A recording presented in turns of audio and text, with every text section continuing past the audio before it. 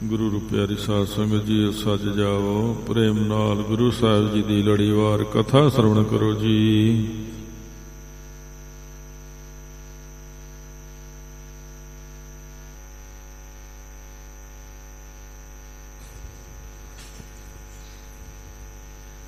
ਸਤਨਾਮ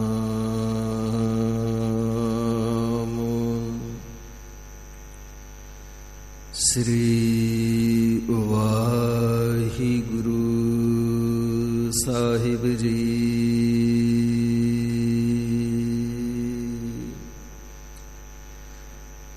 ਇੱਕ ਓੰਕਾਰ ਸਤਨਾਮ ਕਰਤਾ ਪੁਰਖ ਨਿਰਭਉ ਨਿਰਵੈਰ ਅਕਾਲ ਮੂਰਤ ਅਜੂਨੀ ਸੈਭੰ ਗੁਰ ਪ੍ਰਸਾਦ।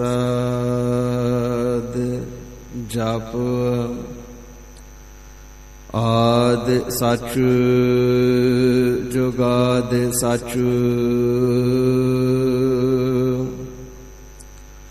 ਹੈ ਵੀ ਸੱਚ ਨਾਨਕ ਹੋਸੀ ਵੀ ਸੱਚ।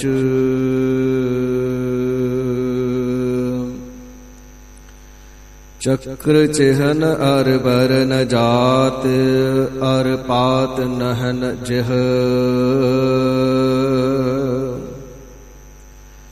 ਰੂਪ ਰੰਗ ਅਰ ਰੇਖ ਭੇਖ ਕੋ ਕਹਿ ਨਾ ਸਕਤ ਕਿਹ।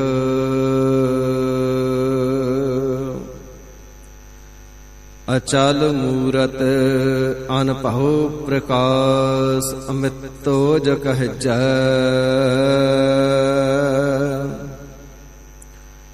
ਕੋਟ ਇੰਦਰ ਇੰਦਰਾਣ ਸਾਹੇ ਸਾਹਾਣ ਗਣਜੈ।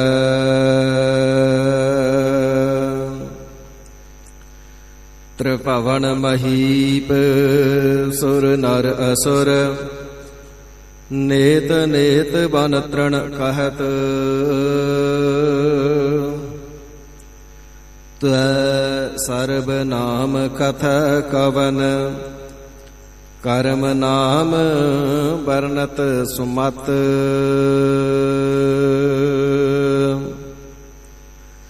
ਸ਼ਤਰ ਧਾਰੀ ਛਤਰੀਪਤ ਸ਼ੈਲ ਰੂਪ ਸ਼ੇਤਨਾਥ।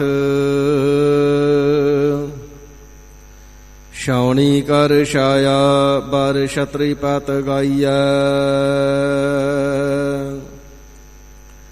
ਬਿਸਨਾਥ ਬਿਸਵੰਪਰ ਵੇਦਨਾਥ ਬਾਲਾ ਕਰ। ਬਾਜੀਗਰ ਬਾਨ ਧਾਰੀ ਬੰਧਨ ਬਤਾਈਐ। ਨਿਉਲੀ ਕਰਮ ਦੂਧਾ ਧਾਰੀ ਵਿਦਿਆ ਧਰ ਬ੍ਰਹਮਚਾਰੀ। ਧਿਆਨ ਕੋ ਲਗਾਵੈ ਨੈਕ ਧਿਆਨ ਹੂ ਨਾ ਪਾਈਐ। ਰਾਜਨ ਕੇ ਰਾਜਾ ਮਹਾਰਾਜਨ ਕੇ ਮਹਾਰਾਜਾ। ਐਸੋ ਰਾਜ ਛੋੜ ਔਰ ਦੂਜਾ ਕੌਣ ਧਿਆਈਐ। ਤਾਤੀ ਵਾਉ ਨਾ ਲੱਗਈ ਪਾਰ ਬ੍ਰਹਮ ਸਰਣਾਈ। ਚੌਗਿਰਦ ਹਮਾਰੇ ਰਾਮ ਕਾਰ ਦੁਖ ਲੱਗੈ ਨਾ ਭਾਈ। ਸਤਿਗੁਰ ਪੂਰਾ ਭੇਟਿਆ ਜਿਨ ਬਣਤ ਬਣਾਈ। ਰਾਮ ਨਾਮ ਔਖਦ ਦੀਆ ਏਕਾ ਲਿਵ ਲਾਈ। ਰਹਾਉ ਰਾਖ ਲਿਏ ਤਿਨ ਰਖਨ ਹਾਰ ਸਭ ਬਿਆਦ ਮਿਟਾਈ। ਕਹੋ ਨਾਨਕ ਕਿਰਪਾ ਭਈ ਪ੍ਰਭ ਭਏ ਸਹਾਈ।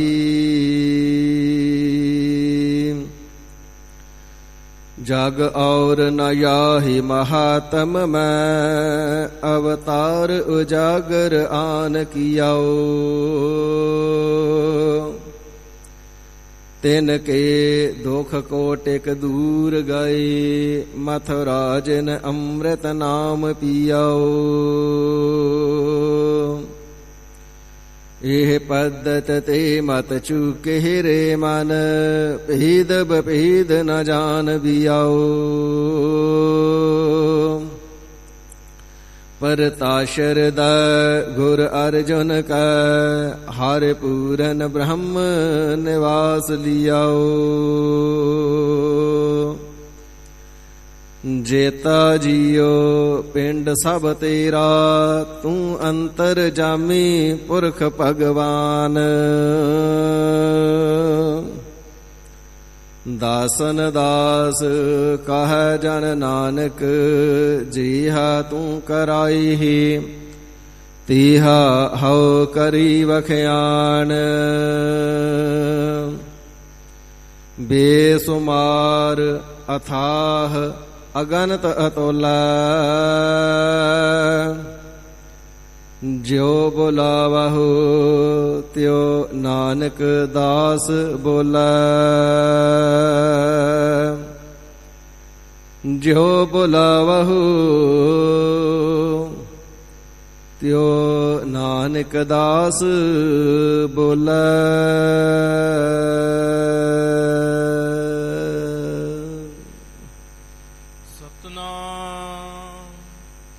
ਸ੍ਰੀ ਵਾਹਿਗੁਰੂ ਸਾਹਿਬ ਜੀ।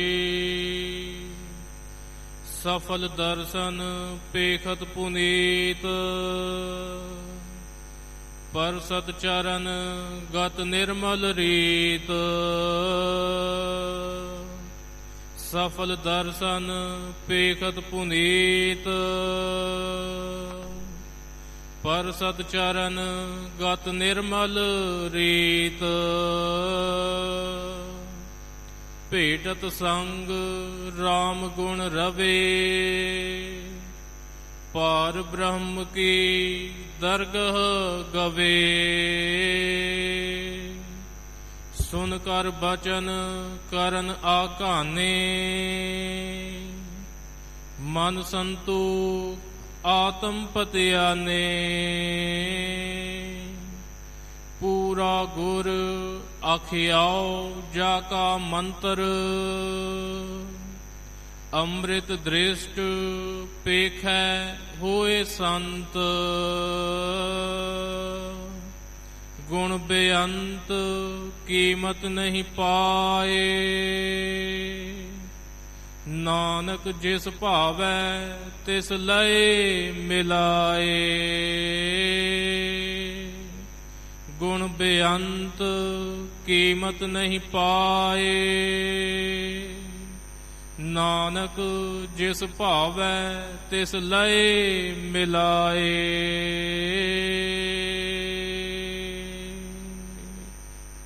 ਵਾਹਿਗੁਰੂ ਜੀ ਕਾ ਖਾਲਸਾ ਵਾਹਿਗੁਰੂ ਜੀ ਕੀ ਫਤਿਹ।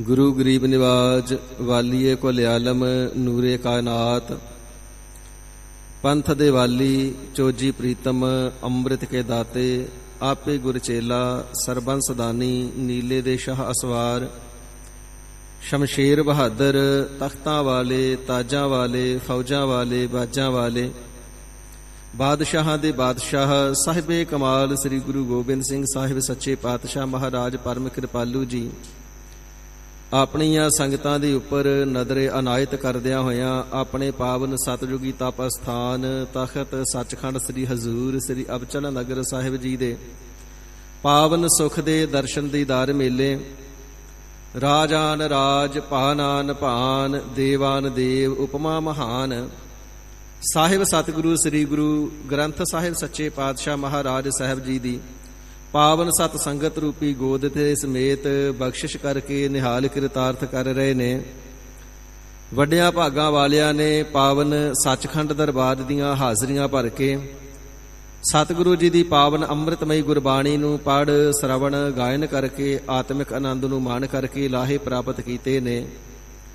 ਸਤਿਗੁਰੂ ਸੱਚੇ ਪਾਤਸ਼ਾਹ ਮਹਾਰਾਜ ਸਾਹਿਬ ਜੀ ਦੀ ਦਰ ਘਰ ਦੀ ਸੱਚਖੰਡ ਦਰਬਾਰ ਦੀ ਰੋਜ਼ਾਨਾ ਦੀ ਮਰਿਆਦਾ ਦੇ ਅਨੁਸਾਰ ਵਕਤ ਹੈ ਸਤਿਗੁਰੂ ਸੱਚੇ ਪਾਤਸ਼ਾਹ ਸ੍ਰੀ ਗੁਰੂ ਗ੍ਰੰਥ ਸਾਹਿਬ ਜੀ ਦੀ ਪਾਵਨ ਅੰਮ੍ਰਿਤਮਈ ਗੁਰਬਾਣੀ ਦੀ ਚੱਲ ਰਹੀ ਲੜੀਵਾਰ ਕਥਾ ਵਿਚਾਰ ਸ਼ਰਵਣ ਕਰਕੇ ਹੋਰ ਲਾਹੇ ਪ੍ਰਾਪਤ ਕਰਨੇ ਦਾ। ਜਿਵੇਂ ਗਰੀਬ ਨਿਵਾਜ ਸਤਿਗੁਰੂ ਜੀ ਪਾਵਨ ਅੰਮ੍ਰਿਤਮਈ ਗੁਰਬਾਣੀ ਦੁਆਰਾ ਅੰਮ੍ਰਿਤ ਉਪਦੇਸ਼ ਦੀ ਵਰਖਾ ਕਰ ਰਹੇ ਨੇ, ਮਨ ਚਿੱਤ ਬਿਰਤੀਆਂ ਇਕਾਗਰ ਕਰਕੇ ਗੁਰਚਰਨਾਂ ਦਾ ਧਿਆਨ ਧਰਦਿਆਂ ਹੋਇਆਂ ਸਤਿਗੁਰੂ ਜੀ ਦੀ ਅੰਮ੍ਰਿਤ ਬਾਣੀ ਦੀ ਕਥਾ ਵਿਚਾਰ ਸ਼ਰਵਣ ਕਰਕੇ ਹੋਰ ਲਾਹੇ ਪ੍ਰਾਪਤ ਕਰਨੇ ਦਾ ਯਤਨ ਕਰੀਏ।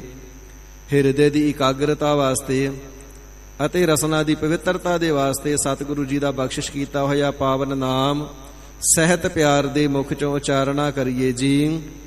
ਸਤਨਾਮ ਸ੍ਰੀ ਵਾਹਿਗੁਰੂ ਸਾਹਿਬ ਜੀ। ਸਤਨਾਮ ਸ੍ਰੀ ਵਾਹਿਗੁਰੂ ਸਾਹਿਬ ਜੀ। ਸਫਲ ਦਰਸ਼ਨ ਪੇਖਤ ਪੁਨੀਤ। ਗੁਰੂ ਗਰੀਬ ਨਿਵਾਜ ਸ੍ਰੀ ਗੁਰੂ ਅਰਜਨ ਦੇਵ ਸੱਚੇ ਪਾਤਸ਼ਾਹ ਜੀ ਮਹਾਰਾਜ ਸ਼ਹੀਦਾਂ ਦੇ ਸਿਰਤਾਜ, ਸ਼ਾਂਤੀ ਦੇ ਪੁੰਜ, ਗੁਰਬਾਣੀ ਦੇ ਮੁਜੱਸਮੇ, ਅੰਮ੍ਰਿਤਮਈ ਬਚਨਾਂ ਦੇ ਨਾਲ ਗੁਰ ਪਰਮੇਸ਼ਰ ਜੀ ਦੀ ਤੇ ਪਾਰ ਬ੍ਰਹਮ ਪਰਮੇਸ਼ਰ ਜੀ ਦੀ ਵਡਿਆਈ ਕਥਨ ਕਰ ਰਹੇ ਨੇ। ਸਤਿਗੁਰੂ ਜੀ ਦੀ ਮਹਿਮਾ ਕਥਨ ਕਰਦਿਆਂ ਹੋਇਆਂ ਆਪ ਜੀ ਲਿਖਣਾ ਕਰਦੇ ਨੇ, ਭਾਈ ਸਫਲ ਦਰਸ਼ਨ ਪੇਖਤ ਪੁਨੀਤ। ਸਾਹਿਬ ਸਤਿਗੁਰੂ ਸ੍ਰੀ ਗੁਰੂ ਨਾਨਕ ਦੇਵ ਸਾਹਿਬ ਸੱਚੇ ਪਾਤਸ਼ਾਹ ਜੀ ਦੇ, ਸ੍ਰੀ ਗੁਰੂ ਅੰਗਦ ਦੇਵ ਸਾਹਿਬ ਜੀ ਦੇ, ਸ੍ਰੀ ਗੁਰੂ ਅਮਰਦਾਸ ਸੱਚੇ ਪਾਤਸ਼ਾਹ ਜੀ, ਸ੍ਰੀ ਗੁਰੂ ਰਾਮਦਾਸ ਪਾਤਸ਼ਾਹ ਸਾਹਿਬ ਜੀ ਦੇ ਜਿਹੜੇ ਪ੍ਰਤੱਖ ਪਾਵਨ ਦਰਸ਼ਨ ਦੀਦਾਰ ਹਨ ਨਾ, ਉਹ ਸਹਿਤ ਗਿਆਨ ਫਲਦੇ ਨੇ। ਗੁਰ ਡਿਠਾ ਤਾਂ ਮਨ ਸਾਧਾਰਿਆ। ਐਸਾ ਸਤਿਗੁਰੂ ਜੀ ਦਾ ਪਾਵਨ ਦਰਸ਼ਨ ਦੀਦਾਰ ਹੈ। ਦਰਸ਼ਨ ਕਰਨੇ ਮਾਤਰ ਦੇ ਨਾਲ ਹਿਰਦੇ ਦੀਆਂ ਬੁਰਾਈਆਂ ਮਿਟ ਜਾਂਦੀਆਂ ਨੇ। ਮਨ ਜਿਹੜਾ ਸ਼ੁੱਧ ਹੋ ਜਾਂਦਾ ਹੈ, ਪਵਿੱਤਰ ਹੋ ਜਾਂਦਾ ਹੈ, ਸਾਫ਼ ਹੋ ਜਾਂਦਾ ਹੈ, ਨਿਰਮਲ ਹੋ ਜਾਂਦਾ ਹੈ। ਐਸਾ ਸਤਿਗੁਰੂ ਜੀ ਦਾ ਪਾਵਨ ਦਰਸ਼ਨ ਦੀਦਾਰ ਹੈ, ਜਿਸ ਦਰਸ਼ਨ ਨੂੰ ਪੇਖਤ ਪੁਨੀਤ ਦੇਖ ਕਰਕੇ ਹੀ ਜੀਵ ਦਾ ਹਿਰਦਾ ਪੁਨੀਤ ਹੋ ਜਾਂਦਾ ਹੈ, ਪਵਿੱਤਰ ਹੋ ਜਾਂਦਾ ਹੈ। ਨੇਤਰਾਂ ਦੇ ਨਾਲ ਦੇਖ ਕਰਕੇ ਹੀ ਜਿਹੜੇ ਨੇਤਰ ਨੇ ਉਹ ਪਵਿੱਤਰ ਹੋ ਜਾਂਦੇ ਨੇ। ਐਸਾ ਸਤਿਗੁਰੂ ਸੱਚੇ ਪਾਤਸ਼ਾਹ ਜੀ ਦਾ ਸਹਿਤ ਫਲ ਦੇ ਦਰਸ਼ਨ ਦੀਦਾਰ ਹੈ। ਇਸੇ ਪ੍ਰਕਾਰ ਸਤਿਗੁਰੂ ਸੱਚੇ ਪਾਤਸ਼ਾਹ ਜੀ ਦੇ ਬਚਨ ਨੇ ਨਾ ਕਿ ਦਰਸ਼ਨ ਭੇਟਤ ਹੋਤ ਨਿਹਾਲਾ। ਸਤਿਗੁਰੂ ਜੀ ਦੇ ਪਾਵਨ ਦਰਸ਼ਨ ਮਾਤਰ ਕਰਨੇ ਦੇ ਨਾਲ ਜਿਹੜਾ ਜੀਵ ਹੈ ਨਿਹਾਲ ਹੋ ਜਾਂਦਾ ਹੈ, ਦੁੱਖਾਂ ਤੋਂ ਰਹਿਤ ਹੋ ਜਾਂਦਾ ਹੈ, ਸਾਰੇ ਦੁੱਖ ਕੱਟੇ ਜਾਂਦੇ ਨੇ। ਐਸਾ ਸਤਿਗੁਰੂ ਜੀ ਦਾ ਪਾਵਨ ਦਰਸ਼ਨ ਦੀਦਾਰ ਹੈ। ਸਤਿਗੁਰੂ ਗਰੀਬ ਨਿਵਾਜ ਸੱਚੇ ਪਾਤਸ਼ਾਹ ਜੀ ਦੇ ਦਰਸ਼ਨ ਦੀਦਾਰੇ ਤਾਂ ਐਸੇ ਸਫਲ ਦਰਸ਼ਨ ਦੀਦਾਰ ਨੇ, ਦਰਸ਼ਨ ਮਾਤਰ ਦੇ ਨਾਲ ਹੀ ਜੰਮਣ ਮਰਨ ਦਾ ਦੁੱਖ ਮਿਟ ਜਾਂਦਾ ਹੈ। ਦਰਸ਼ਨ ਪਰਸਿਆ ਗੁਰੂ ਕੈ ਜਨਮ ਮਰਨ ਦੁੱਖ ਜਾਏ। ਐਸਾ ਸਤਿਗੁਰੂ ਸੱਚੇ ਪਾਤਸ਼ਾਹ ਮਹਾਰਾਜ ਸਾਹਿਬ ਜੀ ਦਾ ਸਹਿਤ ਫਲ ਦੇ, ਮੁਕਤੀ ਰੂਪੀ ਫਲ ਦੇ ਸਹਿਤ, ਗਿਆਨ ਰੂਪੀ ਫਲ ਦੇ ਸਹਿਤ, ਪਵਿੱਤਰਤਾ ਰੂਪੀ ਫਲ ਦੇ ਸਹਿਤ ਸਤਿਗੁਰੂ ਜੀ ਦਾ ਪਾਵਨ ਦਰਸ਼ਨ ਹੈ। ਪਰਸਤ ਚਰਨ ਗਤ ਨਿਰਮਲ ਰੀਤ। ਤੇ ਸਤਿਗੁਰੂ ਸੱਚੇ ਪਾਤਸ਼ਾਹ ਮਹਾਰਾਜ ਸਾਹਿਬ ਜੀ ਦੇ ਪਾਵਨ ਚਰਨ ਕਮਲਾਂ ਦਾ ਸਪਰਸ਼ ਪ੍ਰਾਪਤ ਹੋ ਜਾਵੇ ਨਾ, ਤੇ ਚਰਨਾਂ ਨੂੰ ਪਰਸਦਿਆਂ ਹੀ, ਚਰਨਾਂ ਨੂੰ ਛੋਹਦਿਆਂ ਹੀ ਗਤ ਨਿਰਮਲ ਰੀਤ, ਜੋ ਨਿਰਮਲ ਰੀਤੀ ਹੈ ਪ੍ਰੇਮਾ ਭਗਤੀ ਦੀ, ਇਸ ਦੀ ਗਤ ਪ੍ਰਾਪਤੀ ਹੋ ਜਾਂਦੀ ਹੈ। ਜੀਵ ਬੁਰਾਈਆਂ ਨੂੰ ਛੱਡ ਕਰਕੇ ਸਤਿਗੁਰੂ ਜੀ ਦੀ ਬੰਦਗੀ ਦੇ ਵਿੱਚ ਜੁੜ ਜਾਂਦਾ। ਐਸਾ ਸਤਿਗੁਰੂ ਸੱਚੇ ਪਾਤਸ਼ਾਹ ਮਹਾਰਾਜ ਸਾਹਿਬ ਜੀ ਦੇ ਮੁਬਾਰਕ ਚਰਨ ਕਮਲਾਂ ਦੀ ਛੋਹ ਦਾ ਪ੍ਰਤਾਪ ਹੈ। ਚਰਨਾਂ ਦੀ ਚਰਨ ਛੋਹ ਵੀ ਪ੍ਰਾਪਤ ਹੋ ਜਾਵੇ, ਸਾਰੇ ਸਰੀਰ ਦੇ ਵਿੱਚੋਂ, ਰੋਮ ਰੋਮ ਦੇ ਵਿੱਚੋਂ ਵਾਹਿਗੁਰੂ ਵਾਹਿਗੁਰੂ ਵਾਹਿਗੁਰੂ ਦਾ ਜਿਹੜਾ ਜਾਪ ਹੈ ਉਹ ਆਪ ਮੁਹਾਰਾ ਸ਼ੁਰੂ ਹੋ ਜਾਂਦਾ ਹੈ। ਇਸੇ ਪ੍ਰਕਾਰ ਡਾਕਟਰ ਭਾਈ ਵੀਰ ਸਿੰਘ ਸਾਹਿਬ ਜੀ ਨੇ ਲਿਖਣਾ ਕੀਤਾ ਨਾ, ਐਸਾ ਕੋਈ ਗੁਰਮੁਖ ਪਿਆਰਾ ਜਿਸ ਨੇ ਕਲਗੀਧਰ ਸਾਹਿਬ ਜੀ ਦੇ ਦਰਸ਼ਨ ਕੀਤੇ ਸਨ, ਤਿਸ ਦੀ ਜੀਵਨੀ ਵਿੱਚ ਲਿਖਿਆ ਹੈ ਕਿ ਉਹਨਾਂ ਗੁਰਸਿੱਖਾਂ ਨੇ ਆਪਣਾ ਅਨੁਭਵ ਦੱਸਿਆ ਜਦੋਂ ਸਤਿਗੁਰੂ ਸੱਚੇ ਪਾਤਸ਼ਾਹ ਮਹਾਰਾਜ ਸਾਹਿਬ ਜੀ ਦੇ ਚਰਨਾਂ ਨੂੰ ਸਪਰਸ਼ ਕਰਦੇ ਸਨ ਸ੍ਰੀ ਗੁਰੂ ਗੋਬਿੰਦ ਸਿੰਘ ਸਾਹਿਬ ਜੀ ਦਿਆਂ ਨੂੰ, ਤੇ ਰੋਮ ਰੋਮ ਦੇ ਵਿੱਚ ਚਰਨਾਹਟ ਛਿੜ ਜਾਂਦੀ ਸੀ, ਕਿਸੇ ਅਗੰਮੀ ਸ਼ਕਤੀ ਦਾ ਅਹਿਸਾਸ ਹੁੰਦਾ ਸੀ, ਤੇ ਰੋਮ ਰੋਮ ਦੇ ਅੰਦਰ ਸਿਮਰਨ ਆਪ ਪ੍ਰਾਰੰਭ ਹੋ ਜਾਂਦਾ ਸੀ। ਉਹ ਆਨੰਦ ਅਤੇ ਉਹ ਰਸ ਅਕਹਿ ਸੀ, ਕਹਿਣ ਵਿੱਚ ਨਹੀਂ ਆਉਂਦਾ। ਐਸੇ ਸਤਿਗੁਰੂ ਸੱਚੇ ਪਾਤਸ਼ਾਹ ਮਹਾਰਾਜ ਸਾਹਿਬ ਜੀ ਦੇ ਚਰਨ ਛੋਹ ਦਾ ਪ੍ਰਤਾਪ ਹੈ, ਜਿਨ੍ਹਾਂ ਨੂੰ ਪਰਸਣ ਦੇ ਨਾਲ ਛੋਹਣ ਦੇ ਨਾਲ ਹੀ ਗਤ ਨਿਰਮਲ ਰੀਤ, ਸੋ ਨਿਰਮਲ ਰੀਤੀ ਪ੍ਰੇਮਾ ਭਗਤੀ ਦੀ ਜਿਹੜੀ ਸੋ ਗਤ ਤਿਸ ਦੀ ਪ੍ਰਾਪਤੀ ਹੋ ਜਾਂਦੀ ਹੈ। ਪ੍ਰੇਮਾ ਭਗਤੀ ਦੀ ਰੀਤੀ ਦੀ ਪ੍ਰਾਪਤੀ ਹੁੰਦੀ ਹੈ। ਜਿਹੜੇ ਨੇਤਰ ਨੇ ਉਹ ਨਿਰਮਲ ਹੋ ਜਾਂਦੇ ਨੇ, ਵਿਕਾਰਾਂ ਵਾਲੀ ਦ੍ਰਿਸ਼ਟੀ ਇਸ ਦੇ ਵਿੱਚੋਂ ਮਿਟ ਜਾਂਦੀ ਹੈ। ਇਸ ਪ੍ਰਕਾਰ ਗਰੀਬ ਨਿਵਾਜ ਸਾਹਿਬ ਜੀ ਫਰਮਾਵਣਾ ਕਰਦੇ ਨੇ, ਗਰੀਬ ਨਿਵਾਜ ਸਤਿਗੁਰੂ ਸੱਚੇ ਪਾਤਸ਼ਾਹ ਮਹਾਰਾਜ ਜੀ ਦੇ ਚਰਨਾਂ ਦੇ ਨਾਲ ਜੁੜਨੇ ਦਾ ਵੱਡਾ ਭਾਰੀ ਪ੍ਰਤਾਪ ਹੈ। ਚਰਨਾਂ ਨੂੰ ਛੋਹਣੇ ਦਾ, ਮਸਤਕ ਟੇਕਣੇ ਦਾ ਵੱਡਾ ਭਾਰੀ ਫਲ ਹੈ। ਭੇਟਤ ਸੰਗ ਰਾਮ ਗੁਣ ਰਵੇ। ਐਸੇ ਸਤਿਗੁਰੂ ਸੱਚੇ ਪਾਤਸ਼ਾਹ ਮਹਾਰਾਜ ਸਾਹਿਬ ਜੀ ਦੇ ਮਿਲਾਪ ਦੇ ਨਾਲ ਜਦੋਂ ਜੀਵ ਜਾ ਕਰਕੇ ਦਰਸ਼ਨ ਕਰਦਾ, ਸਤਿਗੁਰੂ ਜੀ ਦੇ ਨਾਲ ਮਿਲਾਪ ਹੁੰਦਾ ਹੈ। ਸਤਿਗੁਰੂ ਜੀ ਨੂੰ ਮਿਲਣ ਕਰਕੇ ਸੁਭਾਵਕ ਹੀ ਸਹਿਜੇ ਹੀ ਰਾਮ ਗੁਣ ਰਵੈ, ਆਪਣੀ ਰਸਤਾ ਦੇ ਵਿੱਚੋਂ ਰਾਮ ਜੀ ਦੇ, ਵਾਹਿਗੁਰੂ ਜੀ ਦੇ ਗੁਣਾਂ ਨੂੰ ਉਚਾਰਨ ਕਰਦਾ ਹੈ।